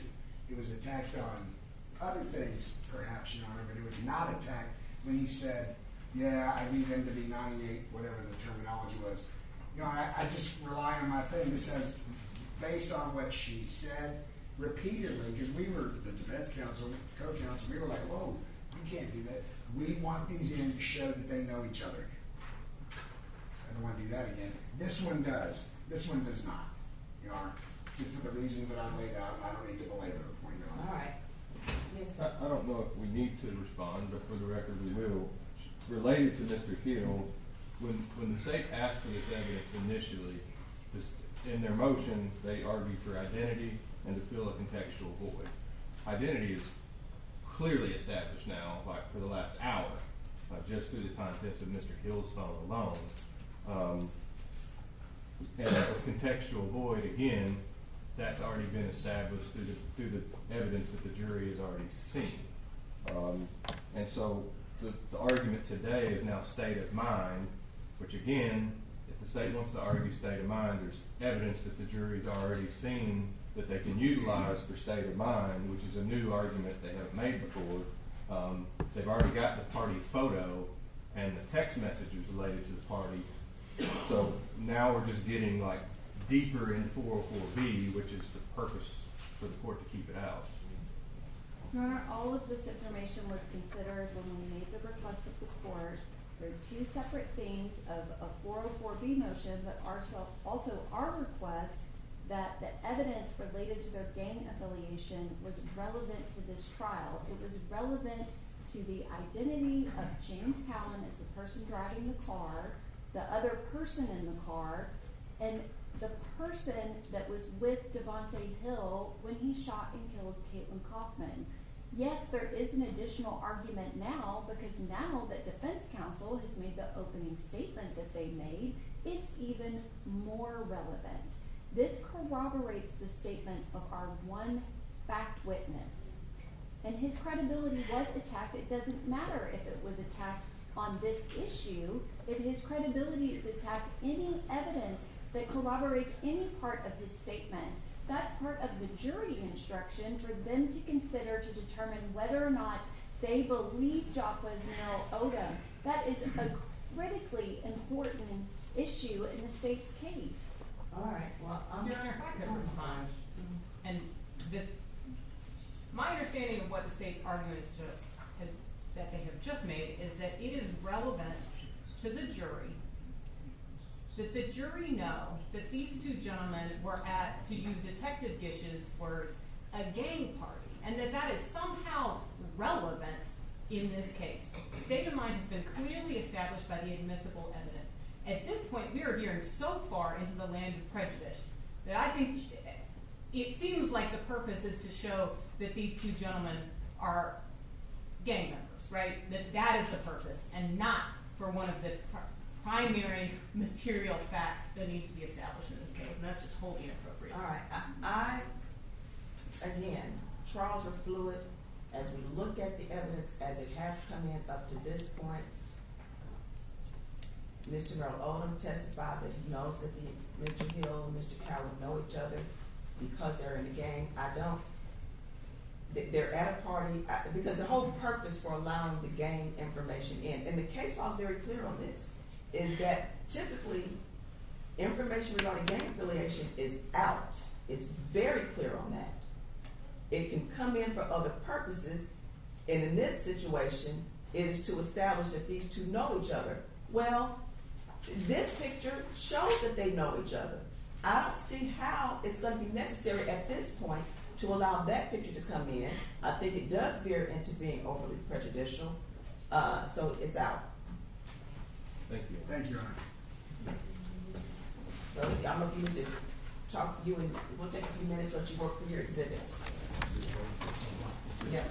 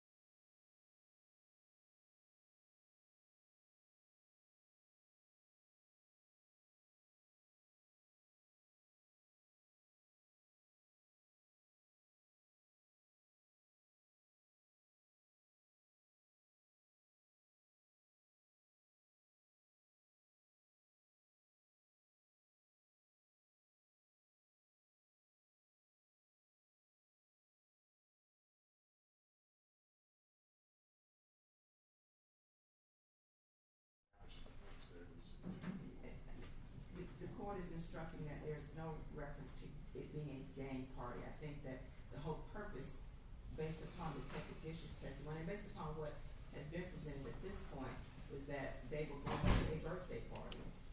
So I think the reference to gang party in light of the court's ruling, is referencing it as a gang party should be excluded. Your Honor, may he say it's a image from a video file of what appeared to be a birthday celebration party? Yes. I don't see why you couldn't do that.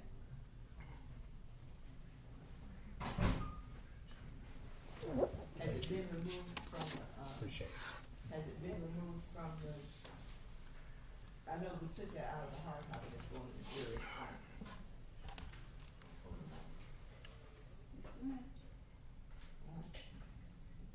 All right, we're ready to line the jury up? Line up.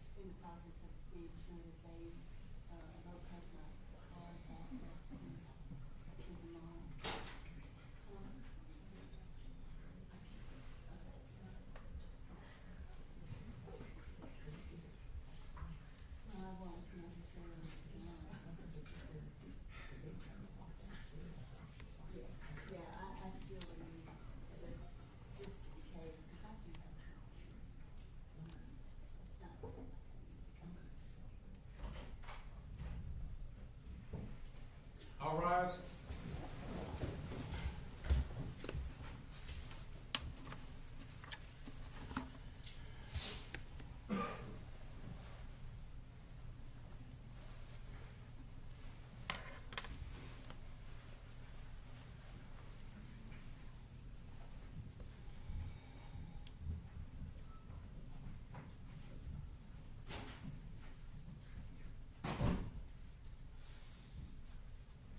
Okay, we may all be seated. Let the record reflect that the jury in this trial back in the court after their break. Thank you, ladies and gentlemen. Officer Federal. Detective Gish, you had just described the messages that are on page. Oh, one second. His computer, we now need to go over to his computer and all, or his monitor. Is your monitor still on? It's, yeah, it's off.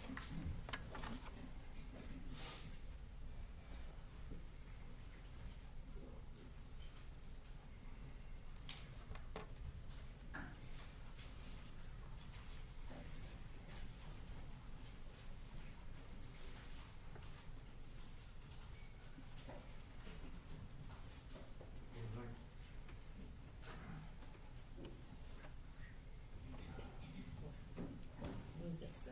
No signal.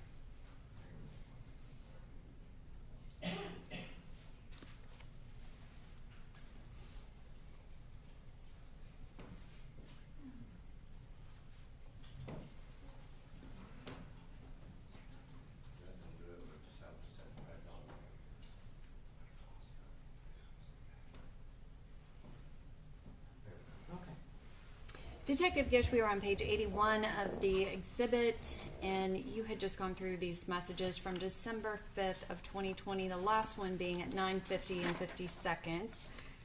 The next page is page 82. Can you describe what is seen here in this MOV image? It is a still shot of a video file of Mr. Cowan and Mr. Hill. And I'm assuming it's that birthday party at the Residence Inn for Mr. Cowan. And is this a still image, or is this part of an actual video file? It's a still image of a video file. And did you view the entire video file? I did. And is that why you referenced that it appeared to be from a birthday party? Yes, with them two together. And the next page is page 83. Can you describe what is shown here? Yes, we have the name of the video under the file name here, and then we have where the video was recovered under the source. This wasn't actually recovered from the camera roll, and we can see the video was most likely taken on the 5th, the day of the party, through the text messages, but the created date of this video was 11:09 a.m. on 12/6. The reason for that is if you go back one slide to the video, we can see that there is this heart right here that was placed in with some app after the fact, after the video was taken. That is because the video was new, and when that heart was placed in there, and then it was resaved to the phone in that app, it would have been saved at 12/6. Okay, so that 12/6 2020 that we see on page 83, that's when that image is created, not when that video file was taken. Is that correct? Exactly. And the next image, which is page 84, can you describe what is shown here? Yes, I referenced this page. This is from Miss Carter's phone, and it shows a lot of text messages between her and Mr. Cowan. And if you'll know, the recipient of all of these here is Mr. Cowan. Mr. Cowan's number was this 477-8664. That's the phone we did not recover when he was arrested, but he would have had at the time of the incident. And they're just messages to show that he was using that phone. And the next image, which I believe is page 85, can you describe what is shown here? Yes, that is the actual phone number that Miss Carter has saved in her phone for the broken heart contact, and that is Mr. Cowan's phone, 615-477-8664. And does that created date or modified date have any relevance? It would be whenever it was most likely modified or created, either one. Hard to say, but either created or modified on 12/9. I mean, if it was created, that whole thing would have been created. The icon or the emoji for the name and the number. If it was modified, then it would have been modified on that date. So if I had you saved in my phone as Detective Gish and then I changed it to say Chad Gish, that would be a modified date. Yes. And the next image, which is page 86, can you describe what is shown here? This is one of the other phones that Mr. Cowan had in his possession when he was arrested. She has this listed in her phone as Junior Dad Other Phone, and it is 615-761-7664. And the date and time it was created was 1/1/21 at 11:42 p.m. And the next image, which is page 87, can you describe what is shown here? Same thing. Another image, phone number for her contact. Another phone that he had, Mr. Cowan had in possession, 615-733-5312. Contact name of Junior Dad, and the created date was 1/1/21 at 9:35:30 a.m. And that created date could also be a modified date, is that correct? The modified date looks like it's changed at the bottom, 1/1/21, after the created date at 11:42 p.m. So it looks like it was most likely modified after it was created. And the next page is page 88. Can you describe what is shown here? On 1/6/21, 4:01 p.m., this is a Safari history. We can see it's Safari history from this source from that Axiom reported there. And it's a news article from WSMV.com. And the title of the webpage or the news article is Second Person Wanted in Connection with Deadly Shooting of Nashville Nurse. And did that news article, did that reference Mr. Cowan? It did. And you also have previously testified that you analyzed Ms. Caitlyn Kaufman's iPhone. And the next page is related to Exhibit 7 of evidence. This is page 89. Can you describe what is shown here? Right. This is some relevant information of Ms. Kaufman's phone. We can see the make and model is an iPhone XR. The operating system was iOS 14.2. The Google ID here is Caitlyn Kaufman at yahoo.com. We go down a little bit further. Very important. We see that the location services was enabled. We can see the phone number 724-679-0810. And then really important that we described earlier for the GPS, we have the passcode, which is here. We also extracted this phone with the Gray Key device and then processed it with Axiom. And the next image, which is 90, can you describe what is shown here? This is the Gray Key report from the extraction. A lot of duplicate data that was shown on my title page. We can see here it's Caitlyn Kaufman was the owner. There's her account name, Caitlyn Kaufman at yahoo.com. It was AFU after first unlock, and obviously the phone number. And the next image, which is page 90, can you describe what is shown here? Sure. We can see that the location services is on, listed in the box here, is listed as true, and then that the time zone in the second box reported by Axiom is in the Central Standard Time Zone, and also the phone name, Caitlyn's iPhone. And just to clarify, the page that begins with artifact information at the top is 91. The next page, which is 92, can you describe what is shown here? Yes, hang on just one second. So I've redacted some of this out of the report right here for the privacy of whoever phone numbers those are. The red box signifies an outgoing phone call made from Caitlyn to her mother, Diane Kaufman, and it was made on 12/3/2020 at 5:44 p.m., and it was for 855 seconds, which is 14.25 minutes, I do believe. So they had a 14-minute phone conversation, but Caitlyn and her mother. So that would be 14 minutes and 15 seconds. Yes. And the next page, which is page 93, can you describe what is shown here? It begins with sender at the top. Sure. So I wanted to find out at the point when I started this investigation with Caitlyn's phone. Keep in mind, all I had was Caitlyn's phone. There was no Mr. Merrill Odom. There was no Mr. Hill, Mr. Cowan.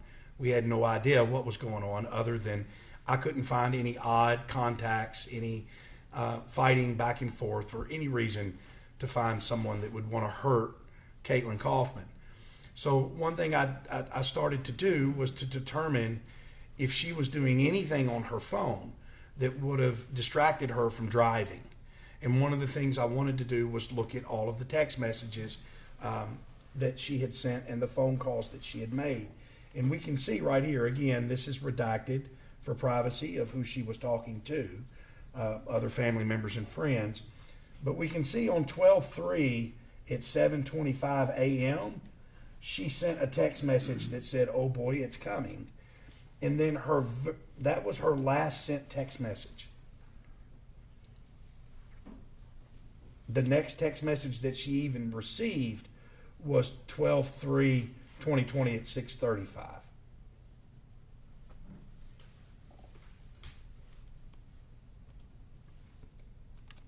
And the next page, which is page 94.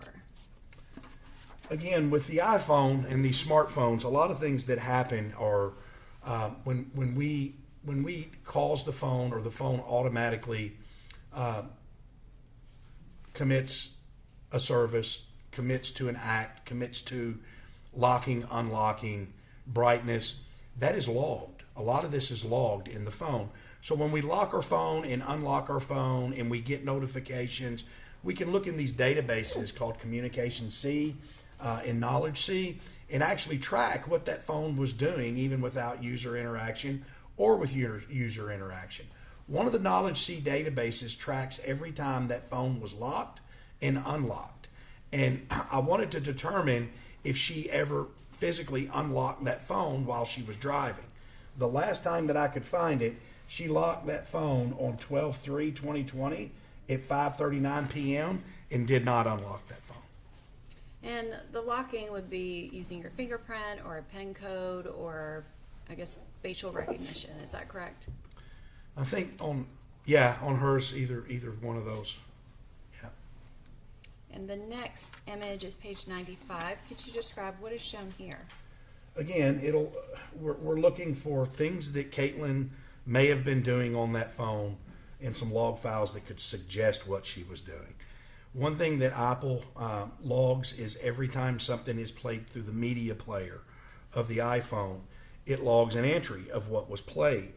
Caitlyn was actually listening to Spotify, and we know that. The phone was locked, she was listening to Spotify, and we can actually look down through this list and look at what Caitlyn was listening to, down to even some commercials from like Ascend Federal Credit Union. And in fact, at 6:08:41, when the incident happened, she would have been listening to this song right here, Cabin in the Woods. And the next image is page 96. Can you describe what is shown here? Yes, this is important. Remember the Hell data we were talking about, health, email, and location. Since we had the passcode, we were able to get all three of those tiers of data. In health data, what is health data? Well, health data is number of stair flights that you've climbed, number of steps that you've walked, distance that you traveled by foot. And we are able to recover this if we have the passcode. Since we had that code, we were able to recover this from Caitlyn's phone. We can see at 5:33, there were 121 steps taken by Ms. Kaufman. Those were most likely the steps taken from her apartment to her car. The next steps that were logged by her iPhone was 11:26 p.m. on 12/3. These 80 steps in that first row. Those would most likely be the steps of Detective Dickerson or one of his team members who retrieved that phone from Caitlyn's car and took it 80 steps to their vehicle. And the next image, which is page 97, could you describe what is shown here? Sure. Earlier, I said how I told Detective Dickerson, and we were talking, that I may be able to find when this event started. This is how I found it. When you look at the GPS locations, especially these cache locations, a GPS point or a waypoint or a location, however we want to describe it, contains several metadata points, not just latitude and longitude. It contains several different things. And a lot of these things, you can see them right here. There's a timestamp, right? Date and time. Latitude and longitude, that's where we are. Speed, how fast you were going. Accuracy, there's an altitude. All of these things are tracked. So what I ended up doing was sorting by date and time, and you can look on the left. Every one of these location points was about 1 a second. 6 o'clock, 04, 05, 06, and these are seconds. Second number 7, 8, 9, all the way down. So when I sorted by date and time, what I'm looking for is speed right here, and I want to figure out when she slowed down. The speed is measured in metric at 32 meters per second. And if we could go to the next slide.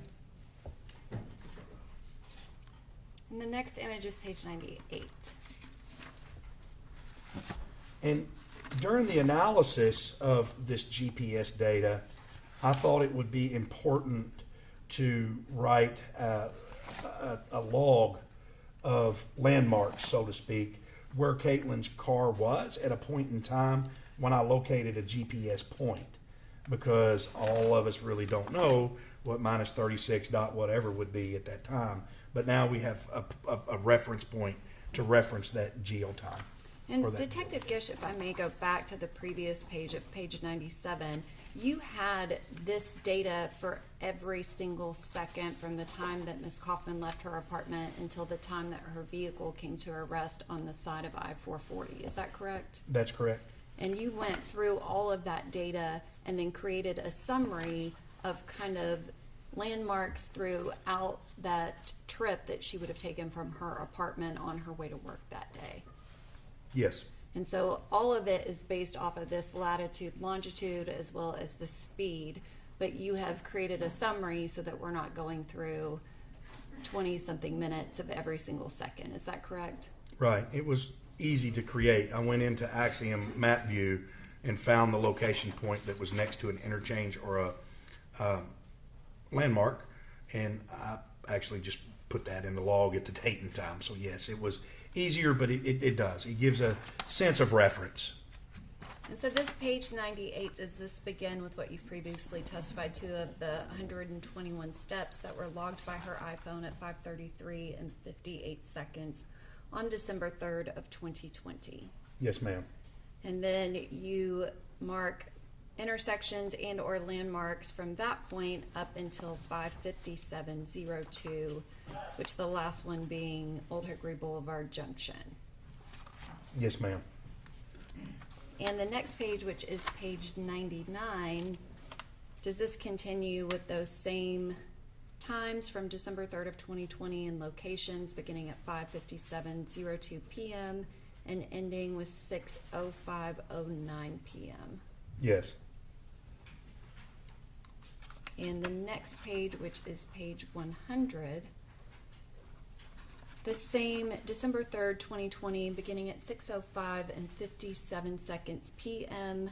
and ending with 6:08:59 p.m., which that would be the time that Ms. Kaufman's iPhone stops recording that her iPhone, hence her vehicle, would be moving. Yes. The next image is page 101. Could you describe what does this image show?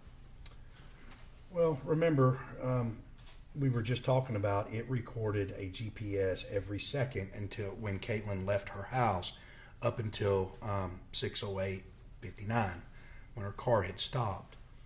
And this is an overview of that map within Axiom's World Map View that details on the very right side at 12:03:20 at 5:41:11. That's when she would have left her apartment on South Hardman Drive in Wilson County, and then the trip would be all the way down I-440 west through Wilson County into Davidson County into the Hermitage area over by Percy Priest Lake, and then up through the airport area in Nashville. And then she would get to this first interchange right here, which would be I-440 in 24. And then she would get on 24 for just a little bit, and then this second interchange would be I-24 and 440. And then it would travel on 440 across I-65 past the exit and entrance for 21st Avenue and Hillsborough Road, and right to the point of where the vehicle was found, and Caitlyn was found in the vehicle. And just for a technicality, I might have misheard, but this begins at 5:44 and 11 seconds p.m. on December 3rd of 2020 and ends at 6:08 and 56 seconds p.m. on December 3rd, 2020. Yes.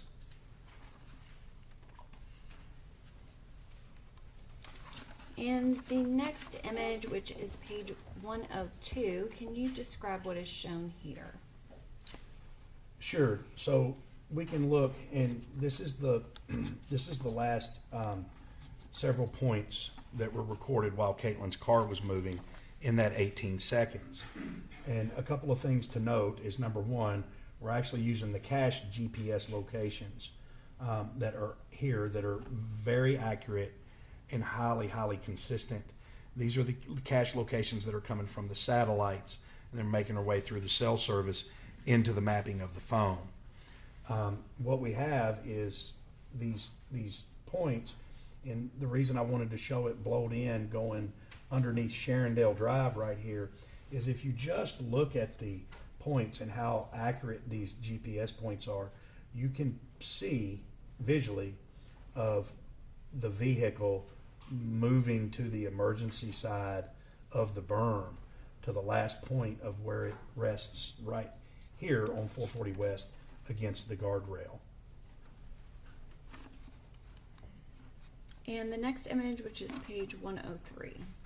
This is an overview of those cache locations within the world map view of Axiom.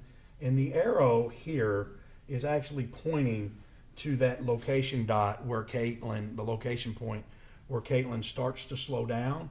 It's 6:08:41. And she starts to slow down here. So at this point, you have in the entirety of the 18 seconds until the end of the blue dot at 6:08:59 to show the location points. And also, even zoomed out, you can actually look at this and tell that she's on the right side of 440 when the 6:08:41 occurs, and then she moves over to the emergency lane of where the car was found by the parks officer. And the next image is page 104. Can you describe what is shown here? Yeah, really quick. This just shows the same thing that we were looking at earlier. When I got to that point of 6:08:41, we can see that it's 30 meters per second or 30.2 meters per second right here. There's 6:08:41, which is, let me clear this off, which is right there. We can see that she's going 30.28 meters per second, which I think is around 71 miles an hour, if my calculations are right in my head. And then this is 18 seconds. So we can see Ms. Kaufman slowing down from 30, 28, 27, 26, all the way until she gets to this last point. And that's the exact location, this latitude and longitude are the exact location of where her car came to a rest next to that guardrail. And the next image, which is 105, can you describe this? This is a crime scene diagram, and it's listed to show you where these shell casings were actually found in relation to where the Faro scan was completed. So you saw right back over here near this area is around where 6:08:41 occurred, near this rock wall right here on the side of I-440. And we can see that a shell casing was found right there, and then two other shell casings were found right here just east of Sharondale Drive. And then obviously this is where her car came to rest next to the guardrail on I-440 West. And this last image. Again, it just shows you the same overview. I think I actually had it in there twice, and I apologize. And at any point, did you ever drive the same route that Ms. Kaufman drove? On 2 occasions.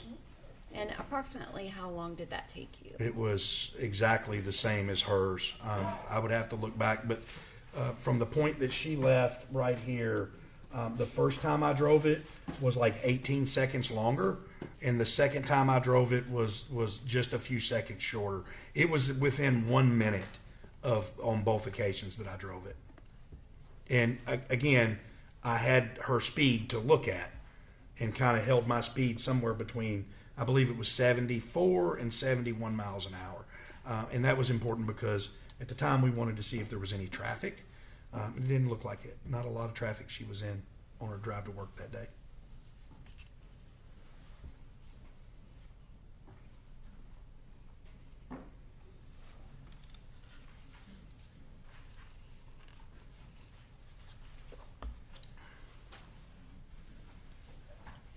Can I clarify one thing? I think on our previous slides, it showed 6:08:59, and on this image, it's showing 6:08:56. Is it actually, I think, 6:08 and 59 seconds? That's the complete stop. Yes, that would have been a typo on my part. Okay, thank you.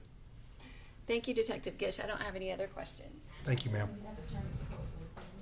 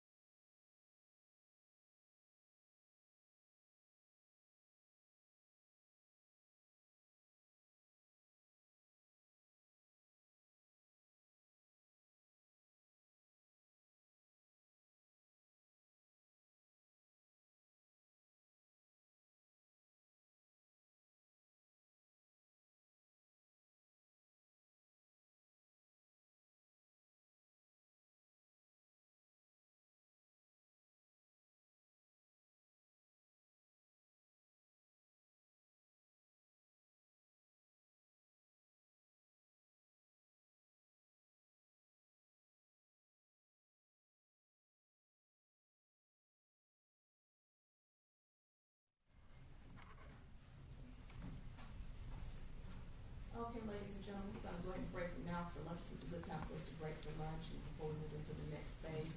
Don't talk about the case among yourselves. I think lunch is back there for you. All right, thank you. All right.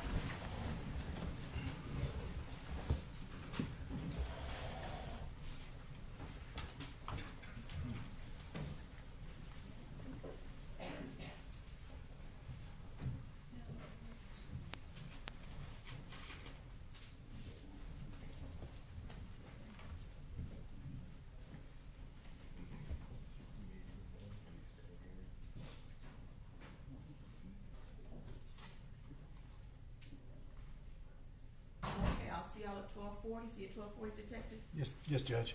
Okay.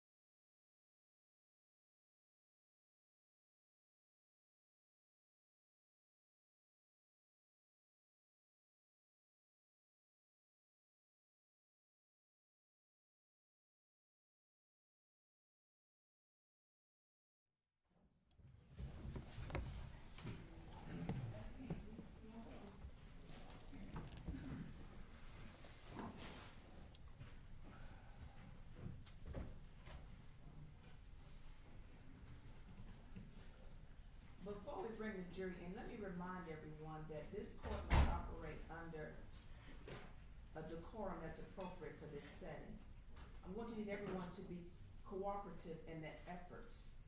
My staff gives people instructions as they enter this courtroom for a reason. It is at my behest that my staff gives those instructions. I need you to comply with those instructions. There is an appropriate setting that is necessary in order to make sure that this trial proceeds in an appropriate manner. All right, are we ready to proceed?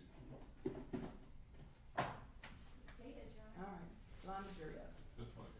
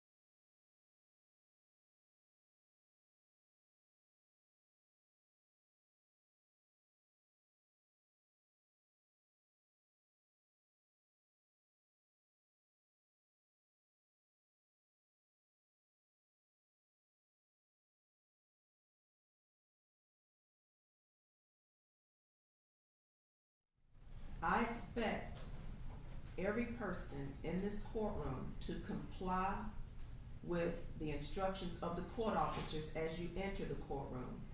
If you feel that you cannot comply, you may be excused right now. If my court officer tells you that you have to be excused because of noncompliance, you will not come back into this courtroom, and that applies to everybody. Turn your cell phones off, put your cell phones away. There is no cell phone use of any manner in this courtroom. If the court officers see your cell phones, you will be excused from this courtroom. You will not be allowed to come back in for the remainder of these proceedings. If you have any problems with any of the rules, these are my rules, and you can leave. And that applies to everybody across the board. I have to make sure that these proceedings are being maintained with a proper decorum. I have a job to do. My court officers have a job to do. And they will do their job, and I will do mine, and I will not let anybody interfere with that.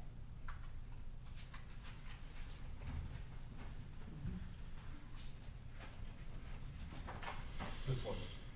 All rise.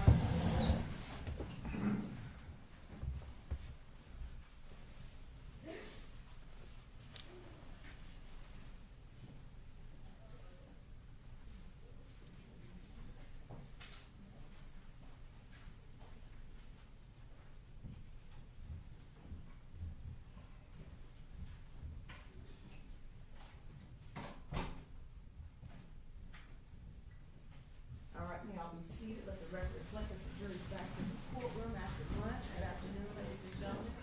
I think that just before the break, the state had concluded its direct examination of Detective Gish. Mr. Munkabo? Thank you, Your Honor.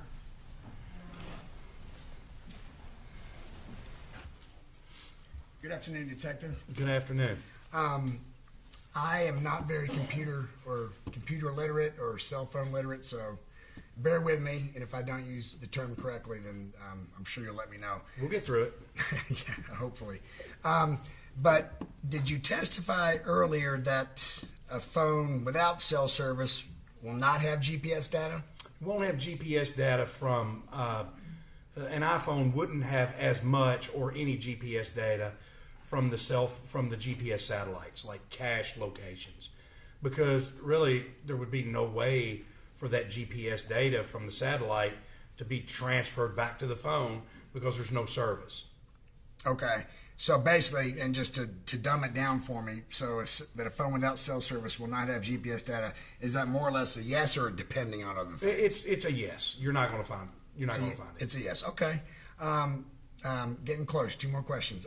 You stated earlier that an Android doesn't store GPS data like Apple does. Is that correct? In my experience, and that's a lot of phones. Okay. So it would be your opinion that saying an Android phone has no GPS data? Very little that I've ever seen. Okay. Lastly, Detective, and correct me if I'm wrong, did you testify that based on your data and interpretation that Miss Kaufman was driving on the right side of the road? It's what it looked like to me was on the on the right side of the interstate, maybe the right lane or maybe the middle lane. Just by the way, I know where her car was, where it ended up at 608.59, and if you kind of look at the measurements on that Axiom map, it's more of the right side of the interstate. Okay, so that would basically be a yes. Yes. And that would be based on GPS or some other? That was the GPS, the markers that we were looking at and watching the track veer to the right side. Okay. So what you're telling me, GPS would be accurate enough to determine a lane that they were in? Yes. Okay. Thank you. Is Ms. Catherine requiring? Yes, Hannah, thank you. And I may use the overhead. Okay. Good afternoon, Detective Gish. Good afternoon, Counsel. And you gave us a lot of information. I'm just going to ask to clarify a few specific points. And with the overhead, it's just I had paper copies of some of your exhibits rather than flipping through. Sure.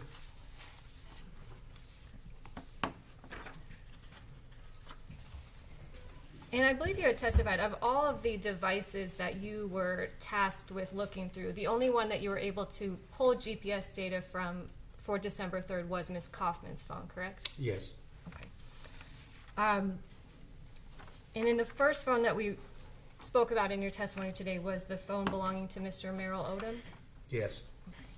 And I'm going to put on the screen now. Is that showing? This is his Google search history, is that right? Yes. And is it accurate then to show that at 2:46:39 a.m. on December 10th that he was searching for cash rewards, Caitlyn Kaufman cash rewards? Yes, it is, right where I placed the purple dot. Okay. And that further down on that same date at 12:44:23 p.m., he again is searching for Caitlyn Kaufman cash reward? Yes. And that search is repeated 1, 2, 3, 4, 5, 6, 7, 8 times? Yes. If I didn't read each one of these for sake of time, but just like the one where General Norman was asked the question, it doesn't mean that he went to that each specific time. I want to make that clear to the jury. It could have been he could have paged forward, or he could have closed out his app, reopened his app. It was still there, but yes. Okay, so it definitely could have the first 2 times. Okay, and it could have refreshed his search or gone to another page. That's right, ma'am. Okay. Yes. Thank you. And then again, a little further down, now at 3:28 p.m. Again, we have a separate. This would have been a new search then because it's different wording. Cash That's correct. reward for killer of Caitlyn Kaufman. Yes, ma'am. Okay, but again, the next line down might not necessarily be a new search, but again, could have been a refresh of the original entry. That's right.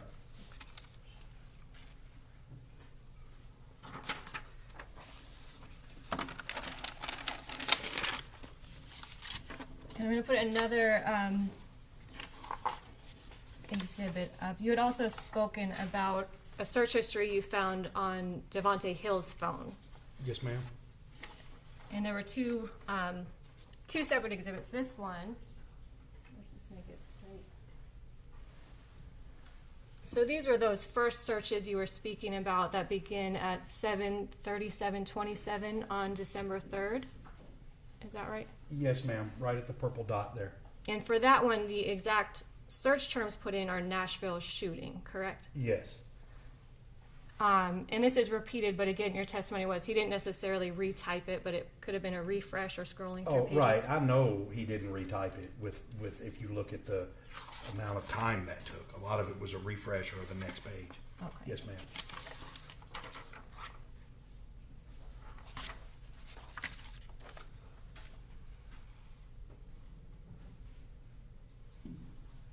So moving ahead here to 2:22:24 a.m. and that is the first time that you could see that he actually accessed a news article related to the incident, correct? Yes, and I think I testified too. That was the first time that I'd found a reference to him searching anything or knew that the person was a nurse. Okay. And to the same point then, this is the first time that you were able to see that he knew any details about on his phone of who the person was at all, correct? Right. And the first time he would have been able to read on his phone what happened to that person.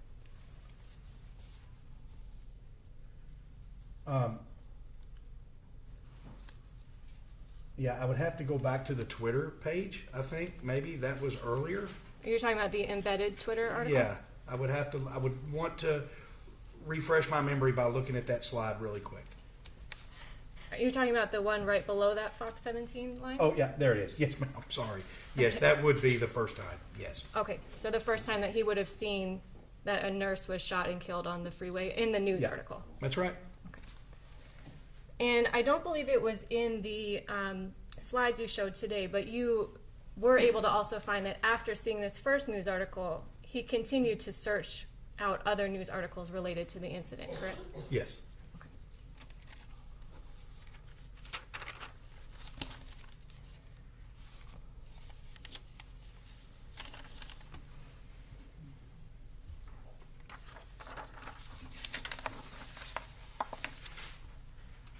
And so you had also shown us text messages that you found between James Cowan and his girlfriend, Diamonisha Carter, correct? That's right.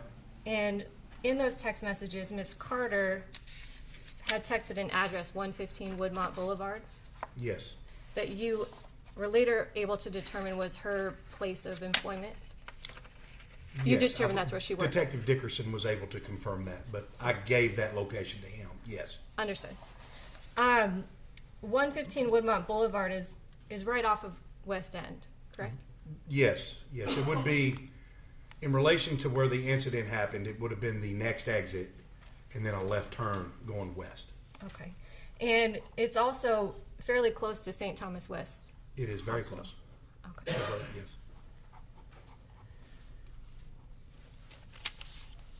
So, and I believe you testified, I just wanted to clarify, you were able to determine that Mr. Cowan regularly went to that address. Was that right? That was a common occurrence, I believe is It what you was said? at least 12-3 and 12-4. Okay.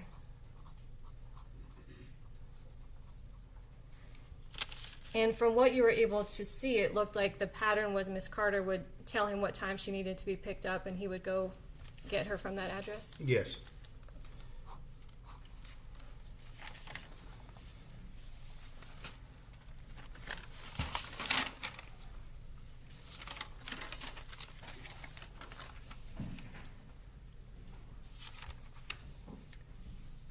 And then the final device you had talked to us about was Miss Kaufman's own phone.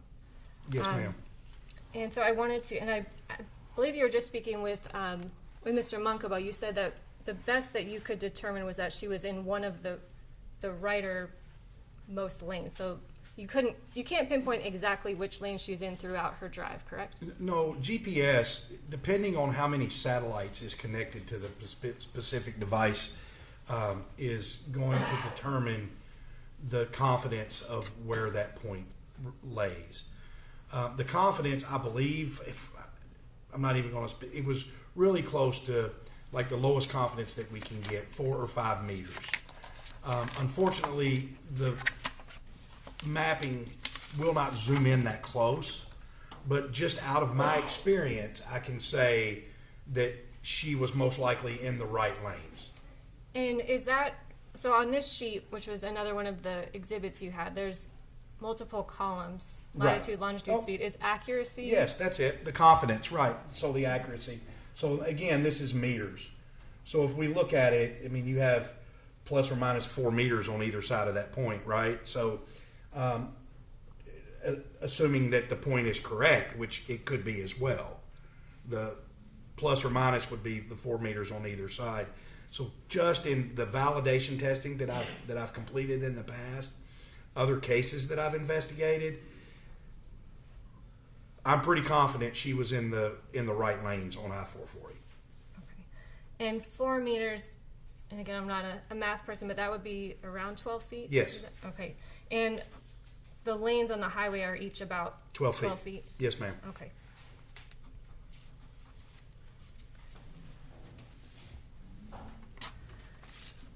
You had also spoken about showing that Miss Kaufman had not unlocked her phone for most of her drive. I believe the last time she locked it was at 5:39. I believe that was it. Okay. But a person can use their phone hands-free even when it's locked, correct? And she was listening to Spotify. Okay. And had also placed that outgoing call to her mother. It could. Yes, ma'am. Okay. Yes.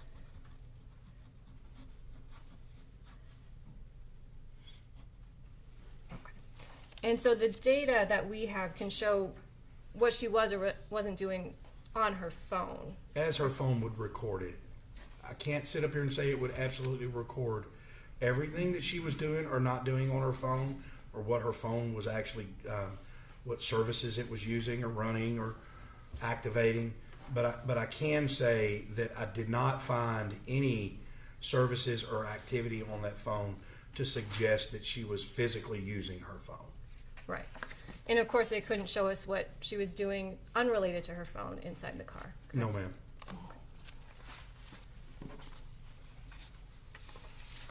Those are all my questions. Thank you. Thank you, ma'am. Is there anything to redirect? I just have one question, Your Ms. Kapp asked you a question about whether or not, based on the GPS data from Ms. Kaufman's phone, you believe she was in the right lane of traffic, and it's my understanding your response was the right lanes. Yeah, I don't want to say a specific lane, but I think if we look at that map and we can look how much she veered over to the right to where the guardrail was, where her car came to a rest, if she was in one, there's still a whole lot of left lane left right there. So that's why I'm saying probably on one of the right 2 lanes right there. I think it's 4 lanes through there. I think it would be the right 2 lanes. Thank you, Detective Gish. You're welcome, ma'am. Thank you so much. Watch them just stepping down. Thank you, Judge. Unless anyone intends to recall Detective Gish, I'm gonna release him from subpoena. That's fine. Thank you, Judge. You're going to hesitate. I was hesitating, Your Honor. I think that procedurally, we might You need need him to- for another portion. I'll be here. Yes, I Thank you, will Judge. not release you from Thank you, subpoena. Judge. Okay, He doesn't necessarily need to be under subpoena, but I would All like right. for him to stay. all right, okay. Is the state ready to call your next witness? And Your Honor, because we would be calling him for another purpose, may Detective Gish remain in the courtroom? Just, it's Special Agent Andy Valley's testimony, and I think he can. he And- will and never I- testify and I about think what the procedures are, I think he can. Go ahead, yes, he can stay. The state's next witness is Special Agent Andy Valley with the TBI.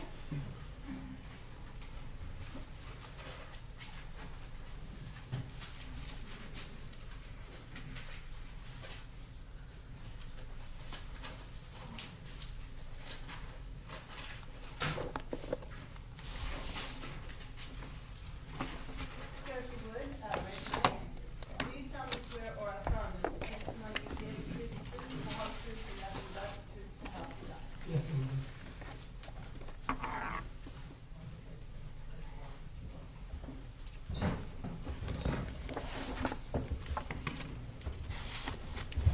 Special Agent Valley, could you please state your full name for the record?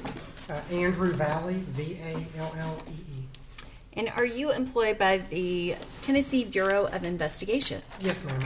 How long have you been employed there? Since 2014.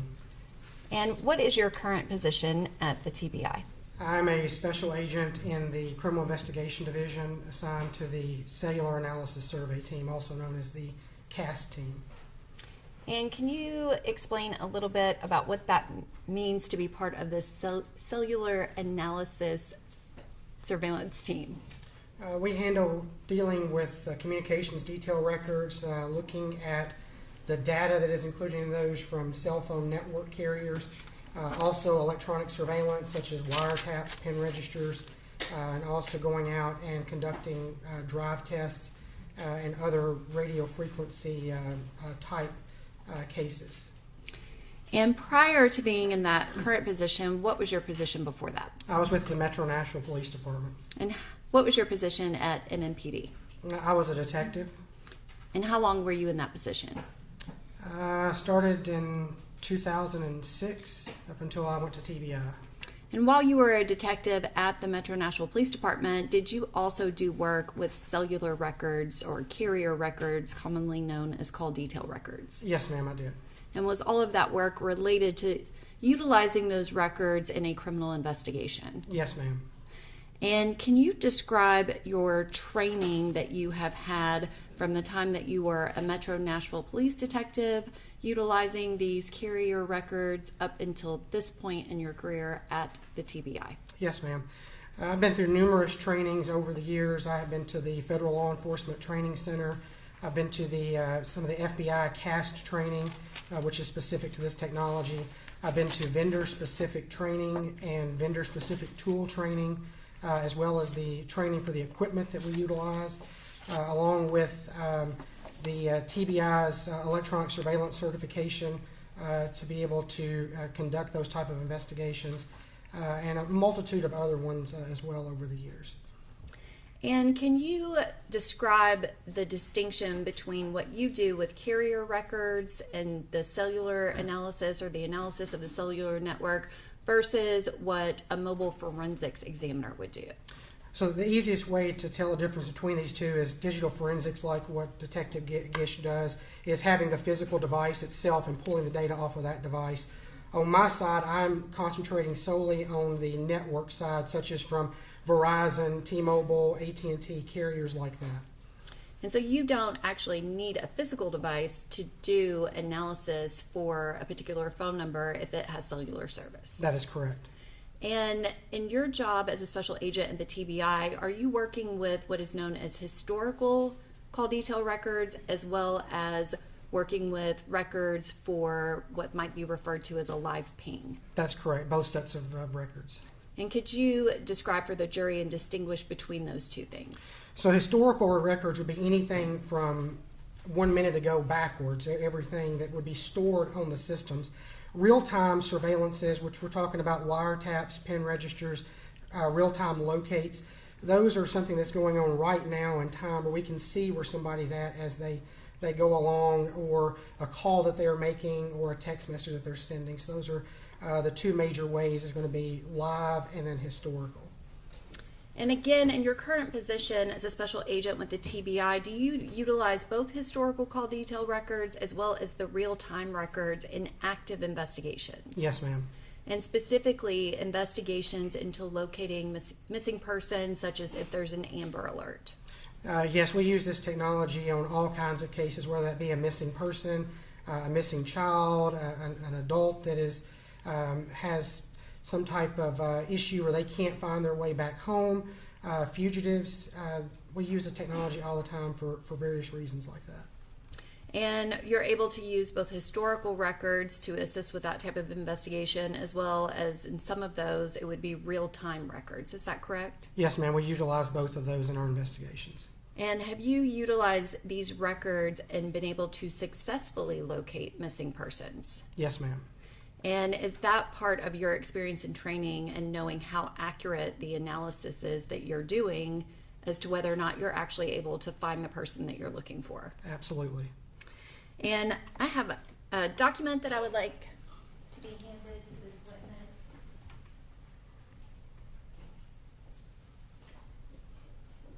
Special Agent Valley, I ask you to generally describe your background and training. A document's just been handed to you, which I believe is a current copy of your CV.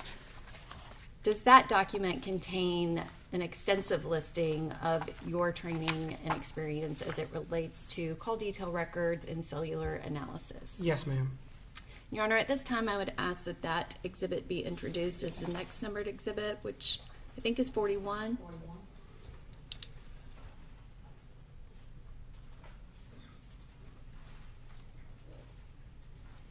Agent Valley, do you also have experience in teaching others in how to analyze carrier records and the analysis of a cellular network? Yes, ma'am. I teach nationwide on various aspects of cellular training, cellular analysis, and propagation, how to properly look at records, all of the stuff that I do. Which you just referenced propagation. Do you have specific training in radio wave propagation? Yes, ma'am. And cell systems engineering? Yes, ma'am. And I think you already mentioned that you had training in specialized tool training, vendor-specific training, and do you have carrier-specific engineer training? Yes, ma'am. And also training in system load balancing algorithms? Yes, ma'am. And can you explain what that last one means? So system load balancing would be if obviously the cell carriers want us to have the best possible coverage that we can without dropping or losing a call. So if a cell site becomes overwhelmed, such as, let's say there's some type of big event downtown on 2nd Avenue and it overloads the cell sector that would normally be covering 2nd Avenue, it may then switch that load off to another nearby antenna that has coverage in that area as well. We refer to that as load balancing. And is there kind of an industry-specific category of data that is referred to as ranging data? Yes, ma'am. And what is ranging data? Ranging data is specifically refers to different technologies that are, it's all the same technology, but it's referred to by different names of different carriers, such as Verizon calls it RTT, Sprint called it PCMD, T-Mobile calls it timing advance or TDOA. Those all refer to the distance that a device is from the cellular tower to be able to determine a generalized area that that device was within the sector. And so when you're doing an analysis, are you typically analyzing both the cell phone tower locations as well as the individual ranging data that might be available from the specific carrier? Yes, ma'am, they're used in conjunction with each other. And then can you explain to the jury what the Gladiator Autonomous Receiver is? I think it's referred to as GAR.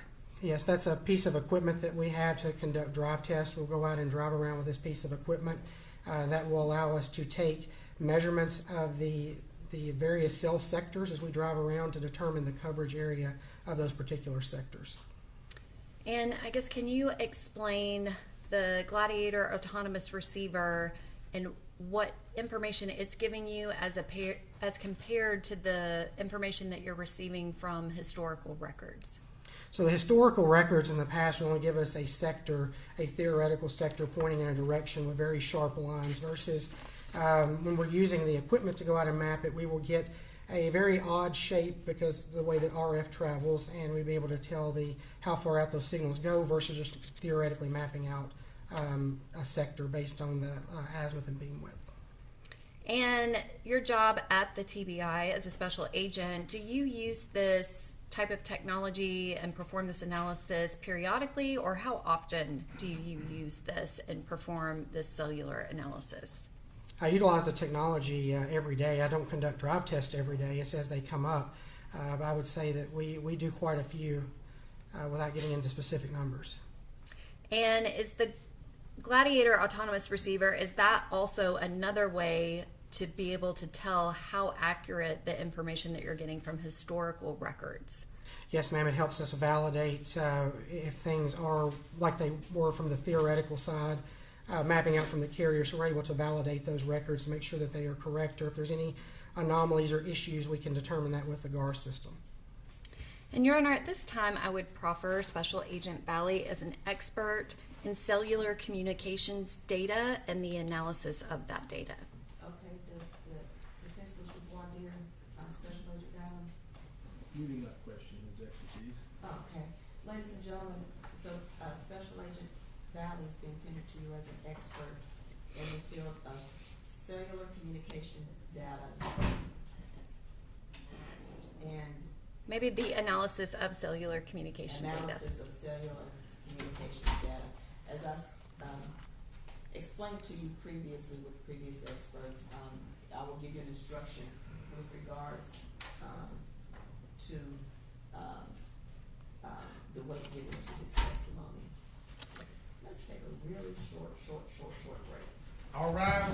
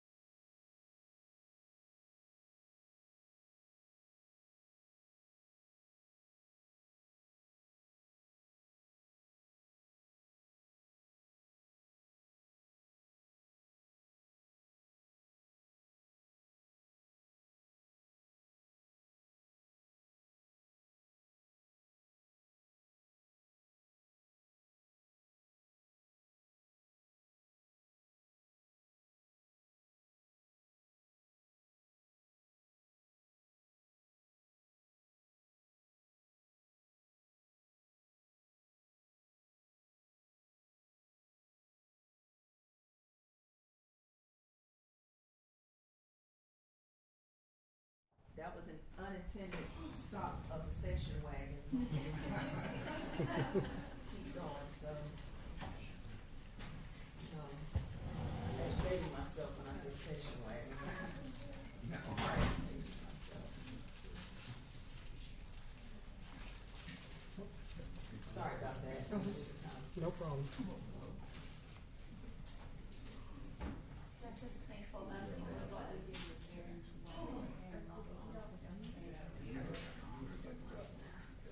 Get some more.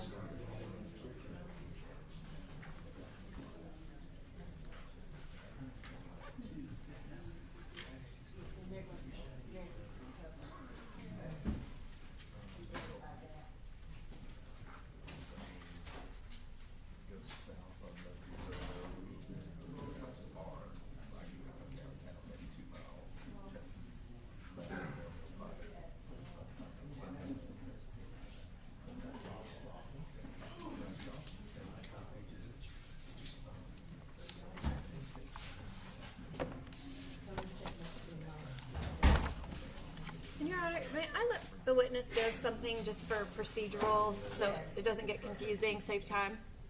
Agent Valley, we have all agreed that the cell phone records that you analyzed, they're being marked for identification, but identification only, and your report becomes the evidence as a summary of voluminous data. Yes, ma'am. So I'm not going to be passing you any of the records, and they're all just on a disk. Yes, ma'am.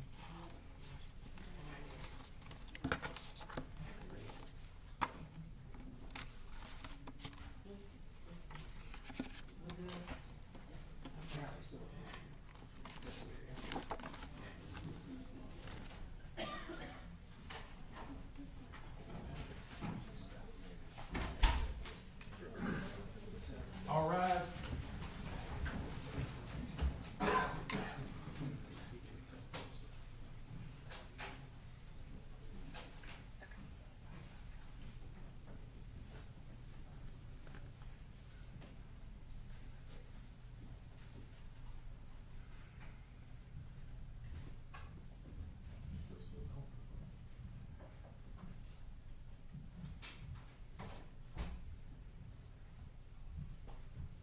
Okay, we may all be seated.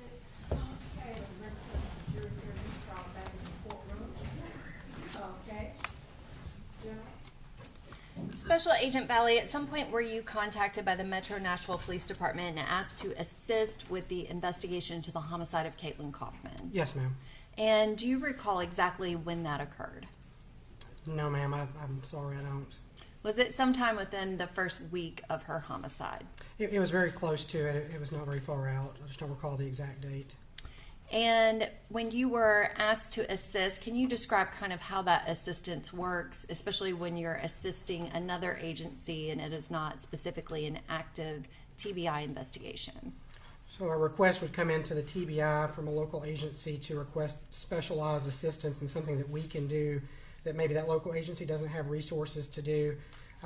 Oftentimes the smaller departments will send in devices for our digital forensics to analyze devices, or the TBI laboratory would analyze DNA and fingerprints, and same concept with what I do on my end. If somebody needs specialized assistance, we would come in at their request and help with that. And did you assist now Sergeant Dickerson with all of the cellular records and any of the cellular analysis as it related to this specific investigation? Yes, ma'am.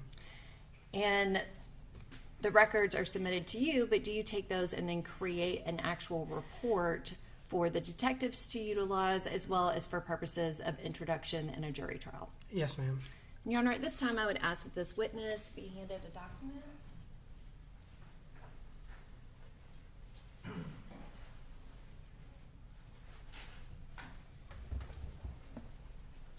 Thank you, sir.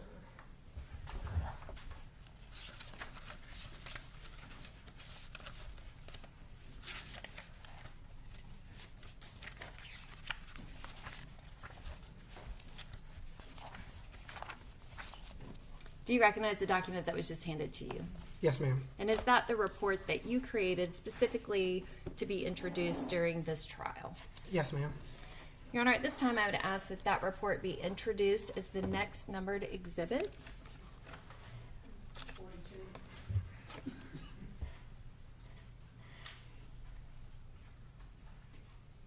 And I would also ask permission to publish this to the jury, but this is a portion of Agent Valley's presentation. The first portion relates to his explanation regarding the carrier records. Okay.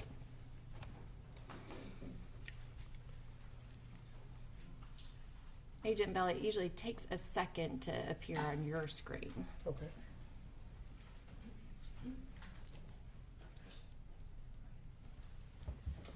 Agent Valley, could you please describe what's shown here on the screen? This would be start of a PowerPoint that I made relating to the records involved in this case and explanation of cellular records and networks for the jury.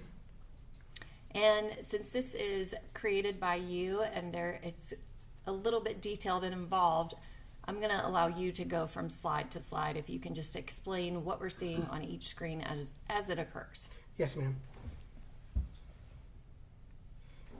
So once we start working a case and we have a phone number that is identified as a suspect or a victim or a witness or whoever it may be, we have to figure out what carrier that number belongs to, because it has to be specific to that carrier for us to request records, whether that be T-Mobile, Verizon, AT&T, US Cellular, out there.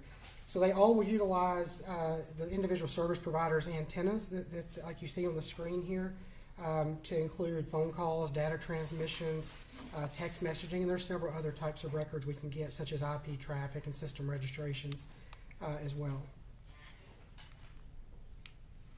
Which, Agent Valley, if you'll direct it over here. Oh, that's probably why. Cellular telephones use antennas to communicate just like a two-way radio would, like you see on the screen. There's an antenna sticking out of that radio, and that allows radio waves to go out and be able to communicate with other people. So just like this phone on the right-hand side, it's an older phone that would have an antenna sticking out of it. You see an iPhone there in the middle. That iPhone does have an antenna. It's just internal to the device, and we don't see it external like that anymore as the systems got more and more precise. And can I ask, when we're referring to radio waves, a cellular network, that frequency that it's utilizing, is it exactly the same as a radio wave? The frequency? Yes. Versus the wave? We have waves that occur, and those waves determine what frequency band that it would be on.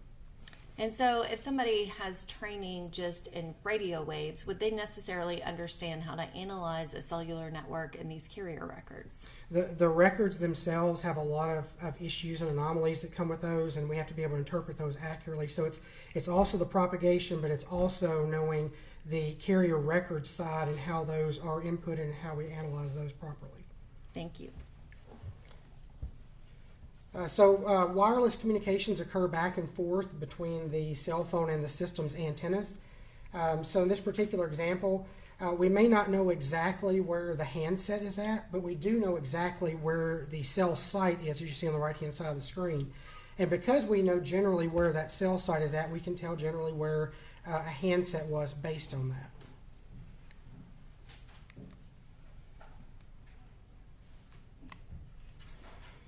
So numerous cellular providers are in a specific geographic area to provide coverage for their subscribers. Every cell site that you see out there does not provide service for every carrier.